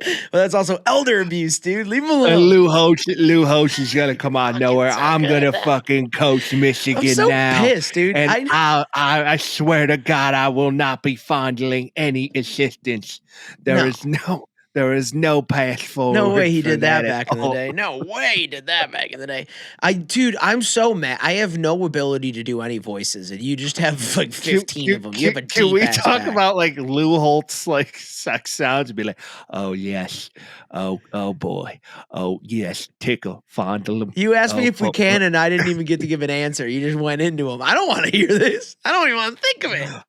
Oh yes, oh okay. So go to the bottom of the balls and bring it up to the top of the shaft. Hold on. Can you? I want to hear. Maybe we record this one day. I want to hear you do the Lou Hole voice to that Ray Allen tweet that he accidentally tweeted out. I cannot. Like I cannot switch back and forth. I cannot right now. Just okay. Where are you? Sorry, rabbit hole. How do you see the national championship coming up to be? I want a rematch of the Big Ten title. That's what I want. I want that rematch so bad. I do see a path where Ohio State, as much as I dislike them, I know. I want my heart of hearts to believe that the cheese ball that Fernando Mendoza wins it all. Oh, and he'll T-bow around the whole entire stadium, and everybody's going to be like, what a lovely man. And then he will become the first pick in the draft, and we'll be able to see it again. You're going to have the most godly. That's our guy. Not even the Jets, Mike. The Raiders. The most godly, beautiful man is going to be quarterback in Las Vegas. It's going to be perfect. It'll be the QB in Sin City, and it'll be perfect. Perfect. Just what a situation. Perfect. Dude, perfect. That's what I need. He'll post it on LinkedIn and be like, Las Vegas is great. I don't like the gambling, but I love the shows. And you're like, good for you. Las Vegas is great. Don't want to gamble. Don't do any of the prostitution or strippers. Not for Jesus-fearing men. Saw Shania Twain, though, and she was very good. Saw Shania the other night. It was great. Penn and Teller, let me tell you, don't believe in that magic, but boy, was it fun. Voodoo magic, not for me. Not for me, guys. Not for me. Where's our local Christian-based church? I would love to see that happen. Now, Texas Tech, hey, what did the head coach at BYU said? That's the best team in all of college football. So who knows? The Red Raiders. We'll see. Could be a path. A lot of fun. Love college football. Let's talk about the Bears. Yeah. Bears corner. Buddy. Bears corner. Bears corner. Should we air it out, Mike? Oh, yeah. We can't forget about the Let's air it out. Let's air it out. Here we go. What up, Freak Modes? What up, Freak Mode? Hey, Josh. Buddy. A big fan of the show. I just wanted to... I don't really have anything good to air out besides this prediction for Saturday night. I want to say the Bears are going to win by probably like 15, maybe 20 points. I want to say that. But really what's going to happen, they're going to win by 40 and 45 points. Okay. All right. You're putting the Maloik on him, Josh. I can't. Coach. He's not even that good. He called it. Hold on. He called him Matt the Floor. A bum-ass coach. He's not even that good. He's just hyped up. No one likes him. I know you like him because you think he's handsome, but he's really not. He's just a fucking dork, dweeb, tool. Jordan Love, more like Jordan loves guys. He sucks. Fucking Micah Parsons is out. Sucks. Great player, but like, I got nothing bad to say about him. Who else? Fucking Christian Watson comes out of nowhere and he's elite. Nah, he fucking blows too. He's hurt. What's happening here? All right, I gotta wrap it up. Love you guys. Have a good fucking week. Go Bears. Tear the fuck down. Go Bears. Go Bears. Yeah, Matt the Floor. You think he's handsome? He is handsome. He's undeniably handsome. He's undeniably handsome, dude. They're not going to win by 40, but the confidence is just damning. I love the confidence. We're on our confidence bag. Let's face it. When we saw the slew of injuries happen in Denver, we were like, I'm not mad about it. Well, I hate to see it. I never want to root for anybody to get hurt. We would like to fully, just I get endorse rid of that. The injuries suck. I'd rather play him at full health. Because the thing is, too, out of all of it, every Packer fan's going to make the excuse if we win on Saturday night. No Mike Parsons, no this, no that. Yeah. Okay. All right. I get it. I understand it. You're right in many ways, but we also played you another time, and we were this close in tying you. We're kind of like Rocky right now. In Rocky 1, where we got beat down. Remember, he doesn't win. We're still coming after you. Yeah. We're still coming after you. We're trying to be like Rocky 2. Okay. Yeah, Rocky Dos. Yeah, dude. Like when we could talk about ACLs, because that's a problem right now. Not as many as 2013 though. But yeah, I mean, it's you want to play him at full health, and it's mano y mano, and you go after it, and I've talked to a lot of people from Wisconsin, around Wisconsin, Packers fans. It's like, I'm not cheering for him to get injured. That sucked. But you play too, and it is what it is. Like, you're going to have to go out there and proof's in the pudding. So what the thing is we're in a situation now where playoff implications happen. The Bears win, the Lions lose, the Bears are in. Packers win, the Lions lose, the Packers are in. Lions win, whatever those two teams win, is probably going to end up being two teams into the playoffs out of the three of them. There is a realistic chance that a 11-win, maybe even a 12-win team in the NFC doesn't get in the playoffs this year because the NFC is that good. Because if you look across the country and you see the NFC West, you have this same situation with teams with better records, LA, Seattle, and San Francisco, which seemingly no one's talking about right now. All of those guys are 9-10 wins as well. Well, and tonight is the game to watch. I mean, you got the Rams and Seahawks going in an NFC West battle. Yeah. You have these two teams who are playing lights out, and you got the Rams on the road going to Seattle, one of the most difficult road spots to play in the country. So this is going to be an electric Thursday night game. I'm jacked for it.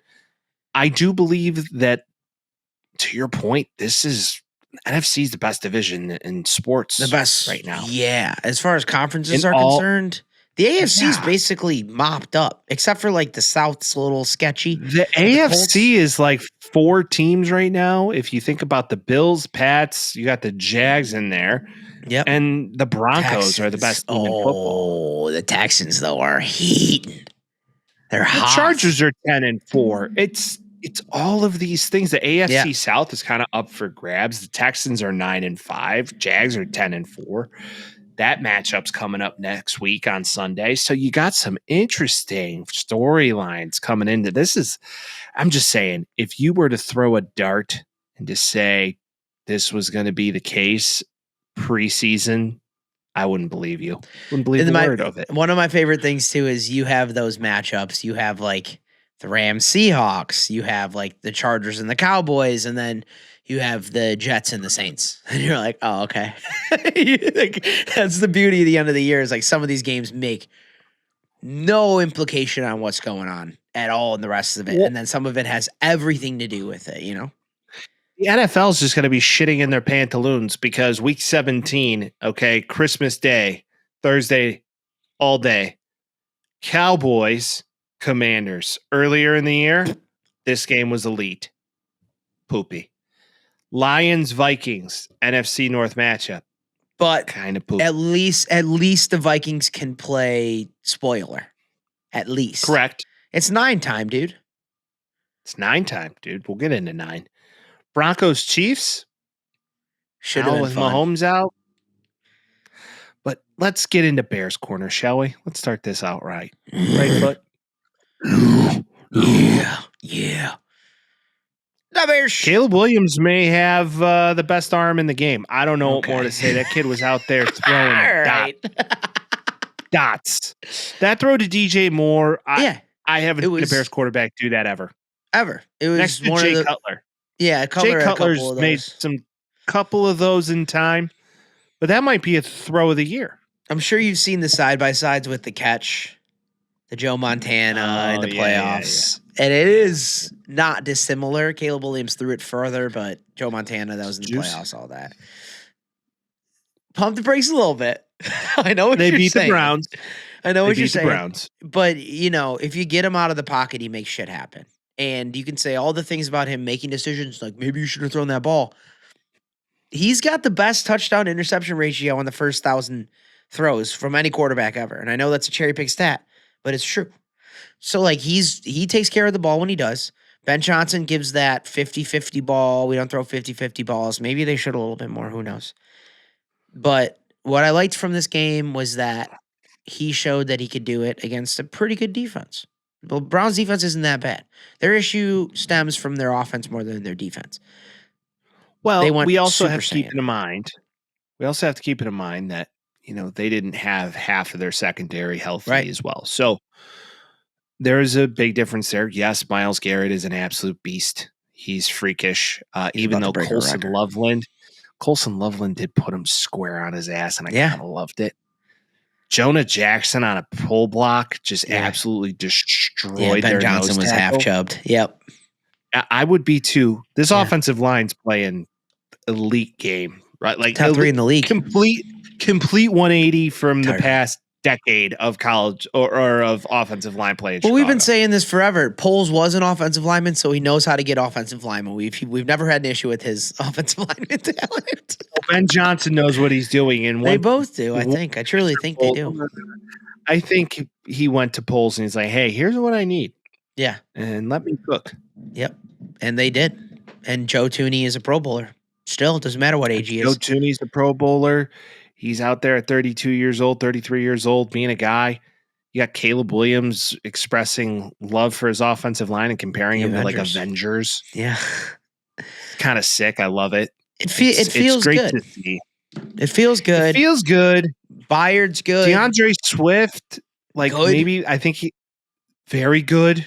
I wanted them to get Monungai Jeremiah Love. did- They're not even going to be able to be there to get him now. That's Unfortunately. fine. I'll take it. Go draft another running back in the middle rounds. Just take one every year. Yeah. But if we could, in the first round, take an offensive lineman to shore up left tackle or a defensive Mike. edge rusher. Yes, Mike. That's what I was going to say. Get some pressure on the quarterback. That's the missing piece right now is we don't have enough pressure. Hey, who was a guy who was hanging around in the second and third round that the Ravens took that I was beating on the fucking What's his name? John Blue, Kevin Orange, Mike Green? Ah, I didn't even know you Mike wanted Green him. is You didn't even say his dogging name. right now in You should have said his Baltimore. name 3 more times that day. Dogging in Baltimore. He's good. He's very good. Yeah, he's very good. He's going to finish the season with double-digit sacks as a rookie. I like Luther Burden. You could have had both. That is true. Who do we? Ozzie T. Ozzie T's been pretty good too. Ozzie T is getting. I mean, hey, he's a rookie and he's learning. Schooling. Yeah. He got some schooling this past weekend against Myles Garrett, which he fended pretty well. He wasn't that granted, bad. He wasn't that bad. Bears win 31-3. You want to know who else is good, Mike? DJ Moore? No, it's the who from the draft 2 years ago. Darnell Wright's been nails. Wright. He's been nails this year, dude. Darnell Wright is looking like he was the right decision. Yeah. Jalen? Nah, I want Darnell. Who? Doesn't matter. Throw him on the line. Now, the Jalen that we like seems to be back, and he's on a full pitch count, it seems like, and he looks legit. He stole a ball from Jerry Jeudy. It was so funny. That interception was so funny. It's hysterical to hear the radio call on it because it's like, and that's a touchdown, unfortunately. No, wait. Nope, it's interception. Jalen Johnson, interception. Well, because that was everybody's thought process. Because when I was watching it in real time, I was like, what a dime. The first thought I was like, that was a beautiful pass. And then it was like, Jerry Jeudy's an asshole. How the hell did he not catch that, dude? Jalen Johnson coming back full health. Now you have Tremaine Edmonds coming back this week. We're on the up and up as far as health is concerned, dude. Yeah, but no Kyler Gordon, and you just paid him, or you're going to have to pay him. And I don't know. They just did last year. They just paid him last year, yeah. And the guy can't stay on the field. Do you trade him? What do you do with that? I don't know. Right now, you know what, Mike? Who cares? Can't do it right now. I understand. We need to take our brains. We need to take our brains right now and get out of the Bears suck all of the time. What do we do next year thing? Because we're not on next year, Mike. We still have this year. We still have shit to do, bud. Do you think the Eagles were worried? You think the Eagles were worried about what they were going to do with C.J. Gardner-Johnson in week 15 last year? No. They're like, hey, we got games to play. We're going to win a Super Bowl this year. I'm not saying that we are. I got places to be. You want to know what I care about? This week, next week after that, get us in the playoffs. We'll figure out what we do in the offseason. Figure it out. We're good. There's a path there. I'm really excited about it. Don't want to get too ahead of ourselves. We got a lot of tough games coming up here soon. Got the Packers. Got the Lions again. If we're going to make the playoffs, we got to beat them anyway. So go ahead and you got the 49ers in San Francisco, revenge game. Go there twice in 2 years. Yeah. Playoffs start this week. Welcome. I love it. Okay. We picked last week, and Vince, welcome. Welcome to the late inning window of winning. Vince got me by a game this week. As the Bears are, I am, is what I say. Oh, God. Here we go. As the Bears are. I'm just saying. Let's follow along. Let's follow along what's happened the last few years. Bears, a little bit hot in the beginning. And then just fall off a cliff. And you're like, oh, God, you've been horrible. This year, hey, bud.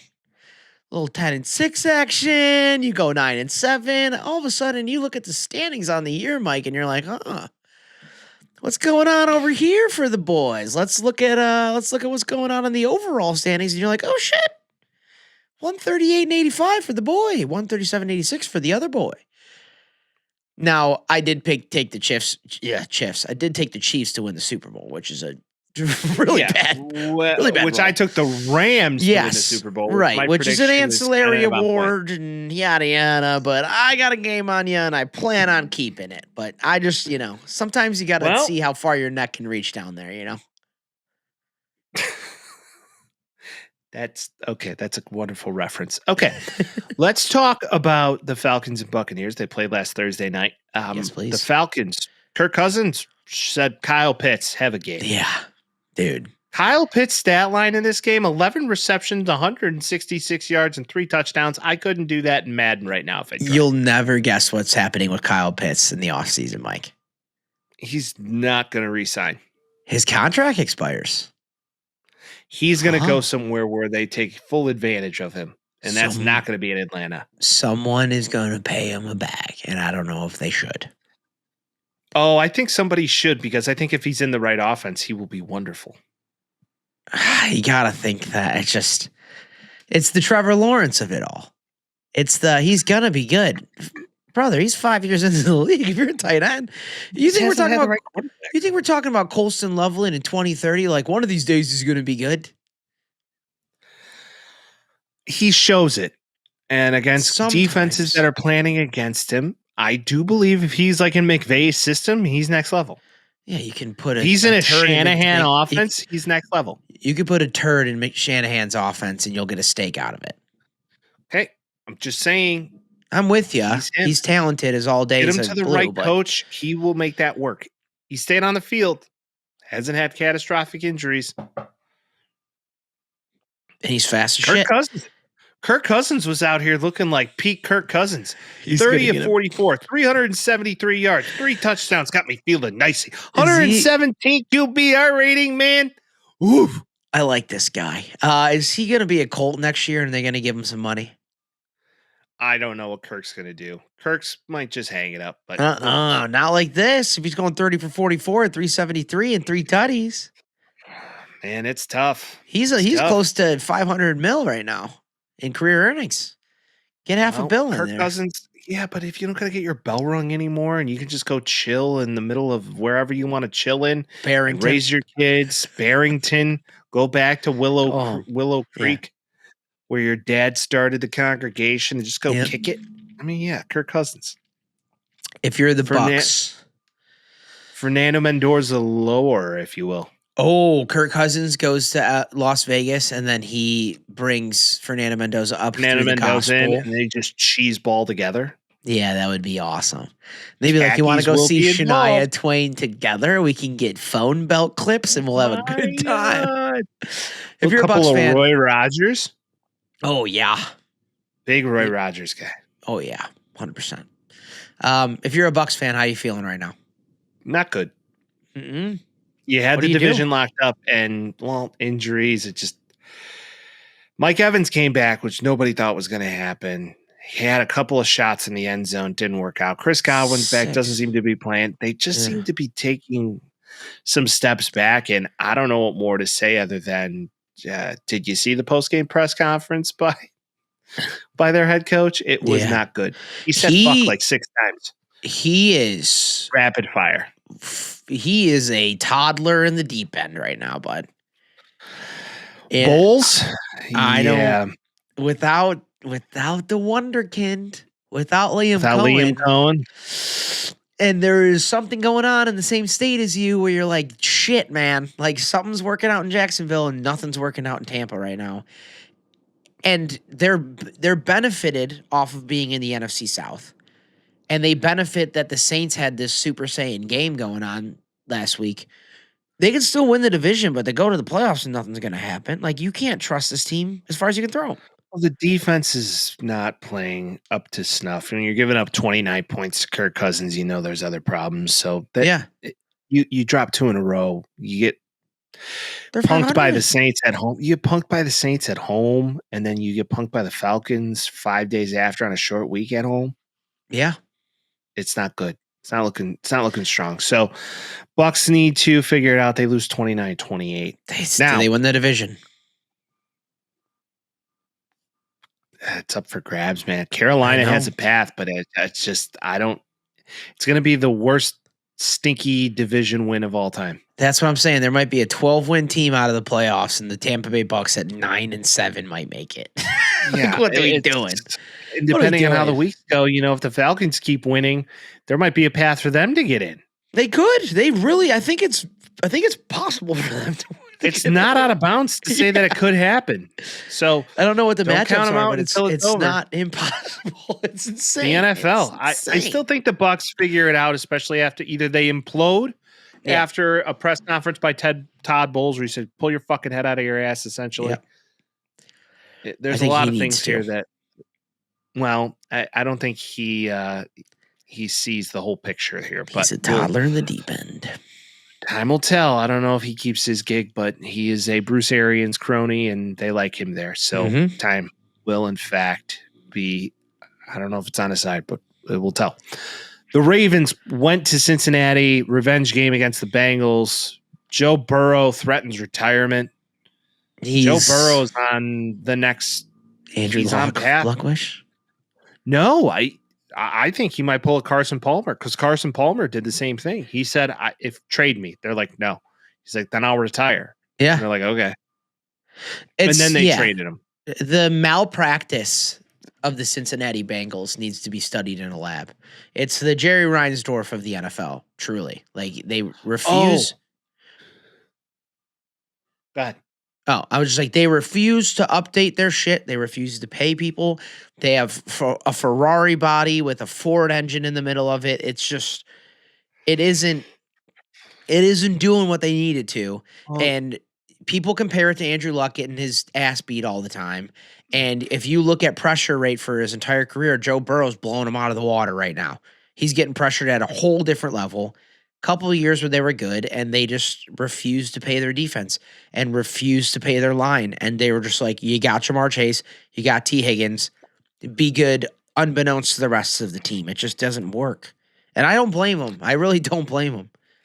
Well, you got to protect your asset. And at this stage of the game, you got to start making some business decisions.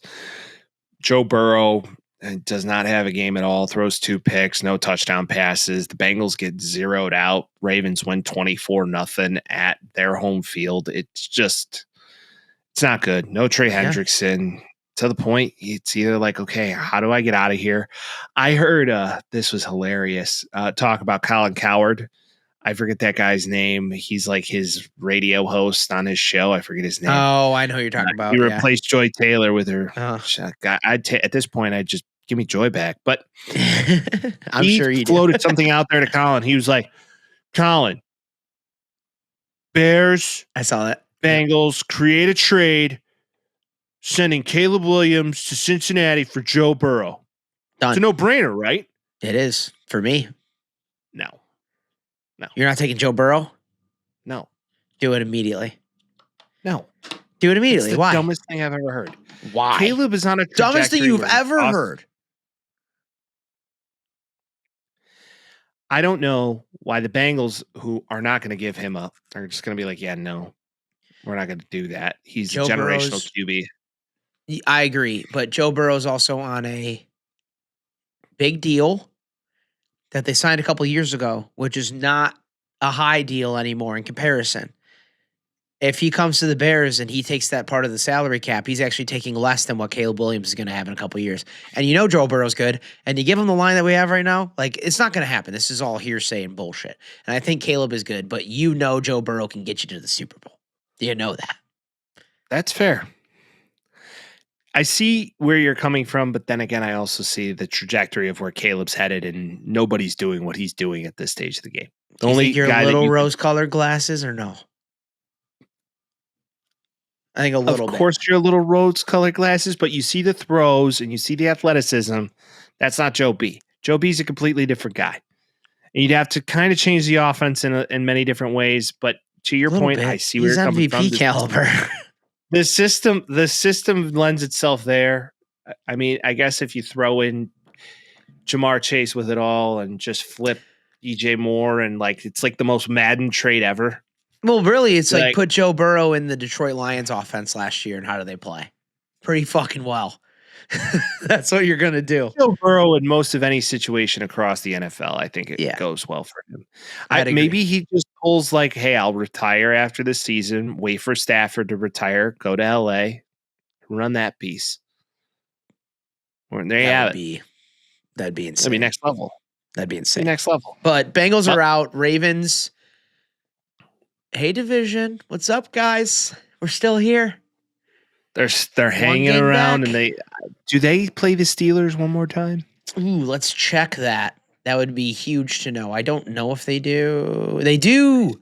January 4th, season 8 or week 18. That could be something. So the last week, that's a glorified playoff game in itself. They have the Patriots and they have the Packers. They got a gauntlet hard. the next 3 games.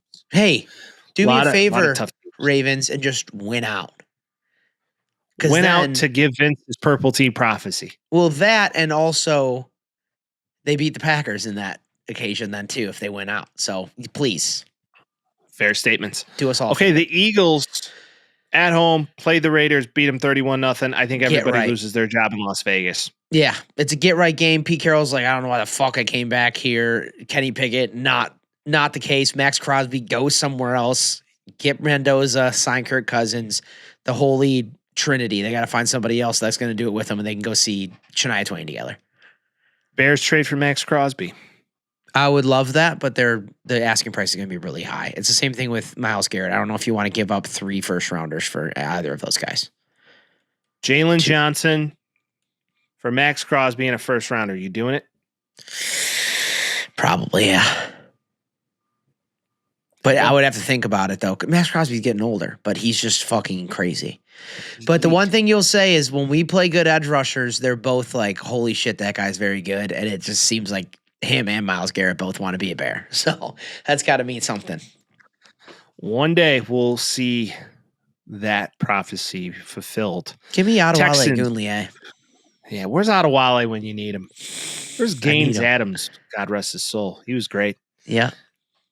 Texans play the Cardinals, and the Texans beat the shit out of the Cardinals, 40-20. There you have it. End of story. The Texans are good, and their defense is good, and I truly think they can make a Super Bowl run this year because they're getting hot at the right time. I truly think they can. And there's less points of friction to get there, considering the Chiefs lose to the Chargers, 16-13. Patrick Mahomes tears his ACL, out for the next year. Hypothetically, he may come back next year. I think Chiefs reign over. Yeah. Chiefs reigned over? No, it's Brady. It's Brady ACL or Brady Achilles or whatever happened to him that year. You know what's funny, Vince? We might have put the Maloik on him. We kept saying for like the past 2 weeks, like this is the Brady ACL year, and then the poor guy tears his ACL. Well, yeah, you got to get him aligned. What this is going to give him is like another, off season to get rid of the old guys and with the new. I will say though, this gives really unfair advantage to Chiefs fans to be like, hey, Mahomes got injured. You never would have known what is going to happen. Like they were already out. But they're just going to be like, you never know. Or like Nick Wright today was like, anybody who wins the Super Bowl, you have to put an he does it for clicks, obviously, but he's like, anybody that wins the Super Bowl, you have to put an asterisk next to it because Mahomes was there. Like, fuck off. They weren't going to make it anyway. But okay. And who's the guy on ESPN who did all the basketball coverage who's now on Fox? What's his name? He was saying Shedeur Sanders will outplay. Oh yeah, it's what I posted on our Instagram. Yeah, Shedeur Sanders will outplay. Chris Broussard, idiot. Broussard. It's just stick to. It's the talk same about thing sticking to basketball. What was it? Kendrick Perkins is like Shedeur Sanders is the most influential black man in America, and you're like, I don't know. I think Barack Obama probably got him. Let's say Obama's up there somewhere. Probably laps him a little bit, but Obama's up there somewhere. Yes, we'll get to it when we talk about because when we talk about Bears Browns, we can talk about the Browns. But we already talked about the Bears Browns. I know, but I don't think Shedeur's that. I don't think he was that bad. I think he's actually pretty decent for what it is. But Bills Pats. Gardner Minshew, just he's not going to be fun. I love him. I had an inkling to bet this game of the Bills and the Patriots. Did you? Patriots were at home. They were up 21-0 at the half. And I was like, this seems like a Josh Allen. I'm going to come back and spank your little bottom in the second half. And that didn't happen. Ooh. Well, it did happen, but you didn't bet it. It did, in fact, happen. I did not bet it, to your point. Yes. Dude, this was awesome. Because I needed the Patriots to be bad a little bit longer, and they're not. And they're good. They're admittedly good. And you go online, and again, we've mentioned them already once. We can mention them twice. DP, all up on the Twitterverse being like, told you we're amazing, blah, blah, blah. This is great. After the first, what was it, the first half when they were up 21-0, and you're like, oh, this is great. And then just Josh Allen gets up for this. He's scared of nothing. He's scared of no one. He's going to perform. And goddamn it, he did. And he comes back, and it's just like, shut your little mouth. The Bills are still the best in this division. I don't give a shit. I don't give a shit. Go to the playoffs. Fight it out there. I'm taking the Bills every time. Drake May's good. I love the Bills. Josh Allen's great. Josh Allen's great. He impregnated Haley Steinfeld. He's doing something right in life. I'm sure that wasn't hard. That was the best 4 minutes of his life for sure. Absolutely. Good for him. He's doing it right. And, just to think about this kid had 0 stars coming out of high school and had to beg teams to give him a chance. And he winds up at Wyoming. And now he's one of the best quarterbacks in the game. Wyoming. Dog. Love him. Insane. Love Josh Allen. Love it. The Jaguars just absolutely spanked the Jets 48-20, and are they good? They're good. They're good. They are good. I want to see him in the playoffs. Shout out to the Gardeck brother, Dennis Gardeck. Yes. Has a sack this game, and from what I'm told, is loving his time in Jacksonville. So he's Duval, been dogging. Duval. The Commies beat the Giants, and I don't know if you know this, but Jackson Dart has been in concussion protocol for half of the games he's played in. Yeah, this is not sustainable. Both of them are just the concussion bros, dude. You heard of passport bros. Now let's talk about blue tent bros, him and Cam. Talk about podcast bros. Yeah. Blue tent bros, CTE brothers forever. And you never know. Done. Or at that point, it's just like, I don't remember what I am, brothers. That was horrible. All right, the Bears 131-3. We talked about it. Shador is good, and the rest of the team is bad except for Myles Garrett. Congrats on what's going to be the Michael Strahan has the record, but the record's bullshit. Myles Garrett is going to. Why is the record bullshit? Because they didn't count sacks until like 1990. Bro, yes, they did. No, they didn't. What are you talking about? No, they didn't. Tell me how many sacks Lawrence Taylor had. You can't. It wasn't a real stat until like 1990 or 89. I can figure out exactly. Yeah, but Michael Strahan played in the early 2000s. I know, so it's kind of a bullshit stat, and it's like the way that they gave him the sack at the end too, and you're like, I don't know. I want one where this guy's just going psycho mode. So it needs to be broken. It can't be set one time and then broke. Like, come on. Do you know the lore of Stefanski and Shador Sanders or the Sanders family? Do you know about this? I don't. Well, I know the whole draft thing, but I don't know the whole lore. Ooh, okay. So there was a reporter in the 90s that got into a spat with Deion Sanders when he was on the Braves in like the NLCS. Yep. And then they won, and like Sanders like dumped a bunch of water on this reporter. The reporter's daughter is Kevin Stefanski's wife. Ha! That's wild. So there's a legacy of hatred here. Why the Browns wanted nothing to do with Shador Sanders, and why many believe that Stefanski is actively trying to sabotage Shador Sanders due to his wife's family's hate for the Sanders family. I should have played the Glockenspiel conspiracy theory shit. I think there's a level, but you also can't blame the kid for his dad. Fair. You know, sometimes. And also, he's playing better than Dylan Gabriel. And I know he threw 3 picks, but he puts the ball where it needs to go, and you could see the arm talent, you could see the talent. I don't think Stefanski's hanging around there anytime soon. I think he's out. They need a solid mutual divorce, because I think Stefanski's better than what he's shown there too, for sure. He's coach of the year twice. 2 times. Go to the Saints. There you go. Yeah. Or go somewhere who wants you. All right. The Panthers played the Saints, and the Saints maybe fucking shuck, dude. He's the man. It's not spelled like fuck, but it's spelled like Shog, and or Sahogi or whatever you want to call it. But he's an athlete, man. The kid can run. He can run, and then Chris Olave. Yep. I mean, Kellen Moore might be onto something with his thought process there. So I like it. Panthers, they're going to be up and down. Hot take. In the division. Saints are a productive offseason, and a very good draft away from being productive in the NFC South and maybe competing for the NFC South. All you gotta do is not be completely blind, and you can be productive in the NFC South. So I shout out to them. Fair enough. Saints win. Lions, Rams. Fun. The Rams put up 500 yards of offense. I don't know what more to say. That's just Puka and Devontae. Is really what it is. Devontae pulls up with a hammy in the fourth quarter. Yep. It's Blake insane Corum, to me. Kyron Williams, Matthew Stafford's the MVP. What are we doing? Jared Goff, man, he looked really good in the first half and the second half. It was like the tale of two halves. You almost can't blame him because the Ravens are the best team in the league, dude. They just are. You mean the Rams? Oh, the Rams are. They're the best team in the league. They are. Pick your animals. I'm sorry. There's a couple of them here. Your animals. One's a bird. One's a ram. It's true. The Rams are the best. Flew from St. Louis to LA to be there. Come on. And one they rammed through St. Louis to get to LA. You're being honest. Yes, they did. Yes, they did. Shout out to Stan Kroenke. Blake Corum finds the end zone for the third week in a row.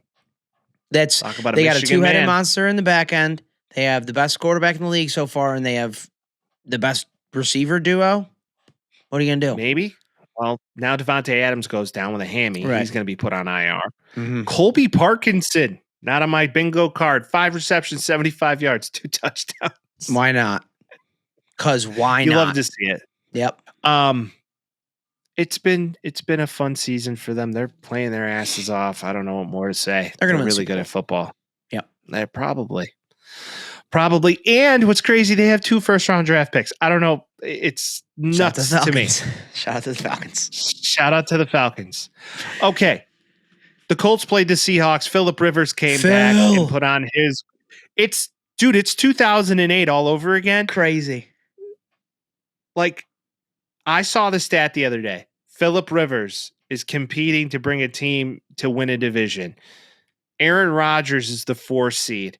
The Raiders suck. It's all of these things that bring lore, and you're like, yeah, it's 2008. History's cyclical, Michael. History's cyclical. It is. Phil Rivers is definitely overweight and old, but goddamn it if he's not fun watching. You see what they did to him in Madden? No. They made him a chubby old bunny. He is a little chubby. You may want to find the image and show it to the viewers because it's hysterical. I'm going to look it up. Yeah. It's priceless. Phil Rivers, 18 to 27, 120 yards, touchdown, pick. Bad pick at the end. Bad pick at the end. Passer rating is 73. Amir Abdullah is the leading receiver. Josh Downs scores a tutty. Michael Pittman, Tyler Warren. Oh, they didn't do him that bad. They made him very chubby initially. Yeah, I know. That's a joke. Oh, somebody dubbed it? Okay. Yeah, somebody did it. He doesn't look like that. Yeah. You got. You got. Yeah. Either way, Seahawks came back late. Sam Darnold, regardless if there's no touchdowns in the air, he still finds a way to win this game for his team. Seahawks are still very good at football, and they just won a game on 18 points of straight up field goals. Josh Myers broke 6 of 6, 18 points. Good longest 56 yards, wins the game for them. Seahawks still fighting for that top playoff seed team. And the NFC West. That's the great game tonight. That's the shit of it, dude. It's like, what's the shit of it type? What type of shit is it, Vince? That's the shit out of it. The shit out of it. What type of shit, though? What type shit is it? Depending on how this goes out right now, you can have the Rams, the Seahawks, the Niners, the Packers, or the Bears all be the 1 seed in the NFC playoffs this year. We have three weeks left, and 5 teams could get the 1 seed. It's crazy. And then one of them could not make it at all. Crazy. Meanwhile, the fucking Buccaneers at 7-7 are going to make the playoffs. Could float in to win a division, but a double-digit win team may not even make the playoffs. It's the joy of the NFL. Crazy. We haven't been competing like this in a long time, and I hate it. It's like, of course, the time we're competing, it's like this is what happens. Always. Why not? Packers played the Broncos. Looked like it was a tale of 2 halves. Talk about another one. Packers came out to a pretty early lead, and then the Broncos were like, hold my beer. And then They Bo do it. Nix just ran around and made everybody lose their shit on the Packers side of the field and put on his best Caleb impression. 23 of 34, 302 yards, 4 touchdowns. This team looks To be fair, Bo insane. Nix is like 37, and he did it in college for about 12 years too. So he's been running around being a psychopath since he was on Auburn, honestly. Shout out to the Broncos. Thank you.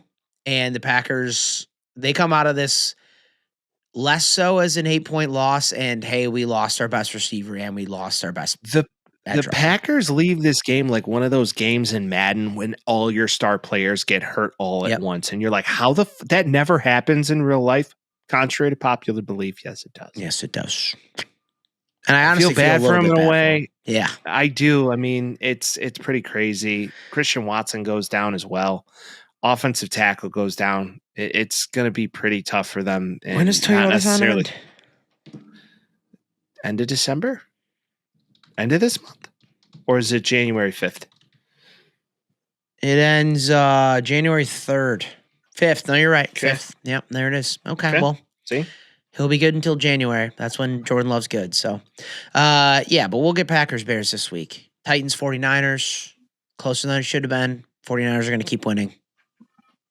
And scoring points. They're just very good at it. And now they got their boy Purdy back, and they're looking good. Cam Ward didn't look terrible. 2 touchdowns. No. Unbeknownst to the entire rest of the Titans team, he didn't look that bad. I think Stefanski might say, you know what? I'm out. I'll go be the head coach of the Titans, completely restart this deal. He would be very smart to do. They'll be good in a year. He's a thinking man. The Vikings played the Cowboys and J.J. McCarthy. 9's here, dude. 9's here, and he does not throw the ball well to anybody that gets paid a lot of money to catch the ball well. Well, he's also used to dump off passes and playing within the system, so that's how he's going to play. Jalen Naylor. Yeah. 3 receptions, 47 yards, 2 touchdowns. Hardly know her. Hardly even know her. Yeah, I mean, this was the stab in the back that the Cowboys needed to end their season. And I think the Vikings fans How much more betrayal could I take? Yeah, right. It's like A2 Brute, truly. Yeah, this is the Vikings are like, hey, Cowboys we got something. Cowboy. They are, and the Vikings are like, we got something to look forward to next year. That's what they think of. Do you believe Jerry Jones goes scorched earth? Everybody's done on that coaching staff. No. When has he ever done that? When has he ever done that? I think it's time. I think you have to just get rid of the Everflush. Get rid of all of it. No. Just be done. Just He's never done it. Okay. He kept Jason Garrett come hell or high water, dude. There's no way he's getting rid of Schottenheimer 1 year. All right. No way. I think it's like take everything that's worth it and go from there. He is Joe Biden reincarnate right now. He is completely senile, but like I don't think he does that. He has a walkie-talkie sitting in the booth where he's clearly calling down the sideline. Either that or his son. This. Or his son is like, Dad is mad. Call a run play. It's like, don't play him. His piece is too small. And you're like, oh, God. take the walkie from the geriatric. That guy right there has the largest dick on the team. Oh, boy. Get off of I'm Jamie Foxx, and I got to leave. Thank you. See ya. Hey, I don't know if Aaron Rodgers was a little high last night or what. I don't know if he was. I memean, playing with a broken thumb, guy goes out here, puts on his best early 2000s Aaron Rodgers impressions. Looks like he's back. I posted a tweet in the first quarter because he did not look good. And I'm like, maybe Rodgers is too old. And then a quarter and a half later, I was like, never mind. The Dolphins are dead. The Dolphins are dead. Obviously, so dead that Tua got benched for Quinn Ewers for this next week. And I think Judon is a free agent now. They just cut him. So they're done. McDaniels is, I guess, staying another year. They believe in him. They got rid of their GM, and they just retool and see what happens. But Tua is not the answer. Tua is not it. It's going to be an interesting path forward for the Dolphins, and maybe, just maybe, they just lose out just to get that draft pick and see if they can get one of these QBs, but it's not a good year for QBs. So, and they were also on a tear for the last 5 weeks that maybe put him in a bad spot. I could see maybe a Kirk Cousins offensive prowess in Miami. Mm. Good system base. West Coast knows the system. Get there. He did really well in O'Connell's offense. It's a very similar subtype. It's all from the Shanahan tree. No. You go there, you run a very similar. Picture this, Mike. Picture this. Mike McDaniel. Kyler Murray. That'd be funny.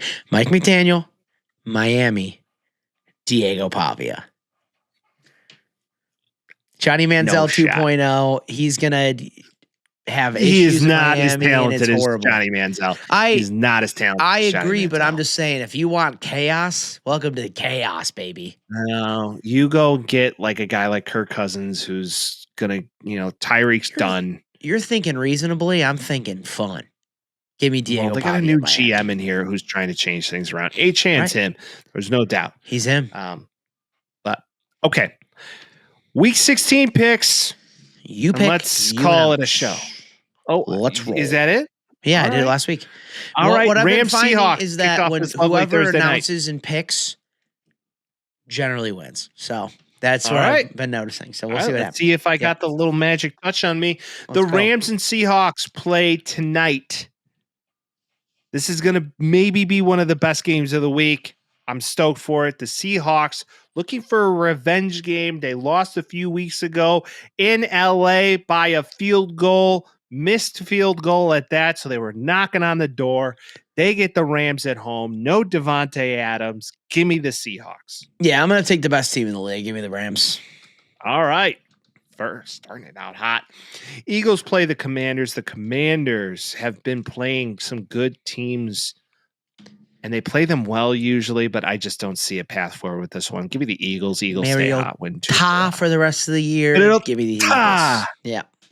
Has another announcer pronounced it that way, or was it just them? I don't think so. I think they gave up on it for 1 week. They didn't even fuck with us. They were like, "This is how you pronounce it." Fuck off. No thanks. Yeah. Please. Packers play the Bears. We have to do what we do and just automatically assume a loss. I'm taking the Packers. Yep. Unfortunately, we are Packers guys this week. Yep. Chargers, Cowboys. The Chargers go into Dallas and put a little spanking on them. This is. I don't see another win for the Cowboys the rest of the year. It just does not look good for them. Yep. Chargers. Vikings play the Giants in Jersey. I think 9 stays hot. I do too. And the Giants are so bad that, but the Vikings. Yep. The Bengals go to Miami in a get-right game against now the Quinn Ewers-led Dolphins. They are benching Tua. Tua is in, quote, the emergency quarterback. Okay. So he's they not are even done. string. They are done. I think it's Ewers, Zach Wilson, then Tua right now. It's crazy work to me. And to think about Brian Flores wanted to draft Justin Herbert to the Dolphins. How different this could have looked. He was right. The tank Bengals, for Tua, remember? The Bengals to a tank. Now you got Tua mashed potatoes. Give me Bengals. Yeah. Over the Dolphins. Yeah, I got him by maybe a touchdown and a half. I'd say maybe 2. I think they put a hurting on them. Yep. Buccaneers play the Panthers. This could be the NFC South in itself. The Panthers lose a late one. Buccaneers either will implode or maybe, just maybe, pull this one out. Give me the Bucs. I think they're going to go in and win. This is a pick 'em. I'll take the Panthers. All right. Jets and Saints. Shit bowl. Who cares? I'm going to ride the hot hand. Give me the Saints. I am as well. I like Shuck. Chris Olave scores a touchdown. Yep. The Bills play the Browns in Ohio. Give me the Bills. Bills need to win out. One team has something to play for. Give me the Bills. The Chiefs play the Titans in arguably the shittiest game of the weekend. Who'd have thunk? Give me the Titans. I don't know what more to say. Minshew mania, baby. I'm going coaching right now. Give me the Chiefs. All right, fuck it. Jaguars, Broncos. Ooh, this is gonna be a toughie, but I still think the Broncos stay hot and they win. Broncos haven't lost in a long time. Maybe they forgot how it feels. Give me the Jags. Whoa, Florida team going to the cold in Denver. Yeah, on a Sunday afternoon. Yeah, it gets cold in Clemson. Of all things. For Christmas of all things. Come on. What are we doing? I did it again. All right. I did it again. Falcons, Cardinals. Oh, boy. Falcons, Cardinals. NAZ. Give me the Falcons. I think Kirk Cousins stays hot. Another 17 touchdowns for Kyle Pitts. Yeah, I think they're like, fuck, honestly, dude, fuck the Rams completely. So I'm just going to take the Falcons too. I'm with you 100%. Oh, fuck you. Raiders, Texans. Texans maybe score a touchdown on defense. That's Might all be I got. 100-0. I'm taking the Texans too. Yeah, give me the Texans. All right, Steelers play the Lions. Aaron Rodgers goes back to Detroit. Steelers are hot. Lions lost a pretty tough game. Lions are pissed. Give me the Lions. Me too. Lions are pissed. Give me the Lions. They got to win. Give me a mid-2000s AFC Championship game, shall we? The Ravens play the Patriots at home. Brady versus Flacco? Lady Flacco, some of the best defensive work you've ever seen in your life back then. What'd he say? Aaron Hernandez, Rob Gronkowski in their prime. Before Aaron Hernandez was murdering people. Wait, really? I think the Ravens win this game. I feel it. Give me the Ravens. It's a pick. Give me the Ravens. I guess I'll take the Pats just for parody purposes. All but right. I think they do too. Whatever you say. The Colts on a Monday night matchup in Indianapolis play the 49ers, who are scoring a lot of points and winning close games.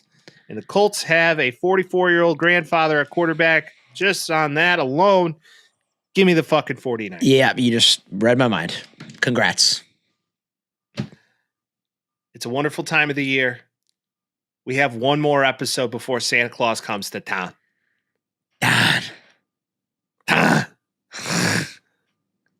One more episode before Santa Claus comes to town. We hope you take this time over the next 6-7 days to just do what you want to do. Okay? Because there's rare times as an adult where you get like that break just to pretend like you're a kid again. And that's that time right now. Be you, batch. Be you type shit, you know? You feel? So you feel that? So do what you want to do. Gain a couple pounds. It's okay. Or maybe don't. Go to the gym. Get right for the new year. Write down some goals, dude. You know what kind of rips, dude? What, dude? Not counting calories in the holiday season. I know, but you probably should. You know what also kind of rips, dude? What? Taking a group of fictitious college-age men to a national title in a video game on any platform of your choosing. That's a great time, dude. I shall be doing that. You want to know what these guys are going to be doing, dude? What? Something along those lines. It's facts. Big facts. And with that, we thank you for joining us as you do week in and week out. And you take this time over this weekend and root for some wonderful college football. And maybe call it in. 312-725-2107. We will see you before we ring in the new year. Go Bears. Bear down. Boomer sooner. We'll see you next week. Peace. Talking Tales with Mike and Vince. Oh, you know. Jazzy beats while we dispense. Yeah, you know.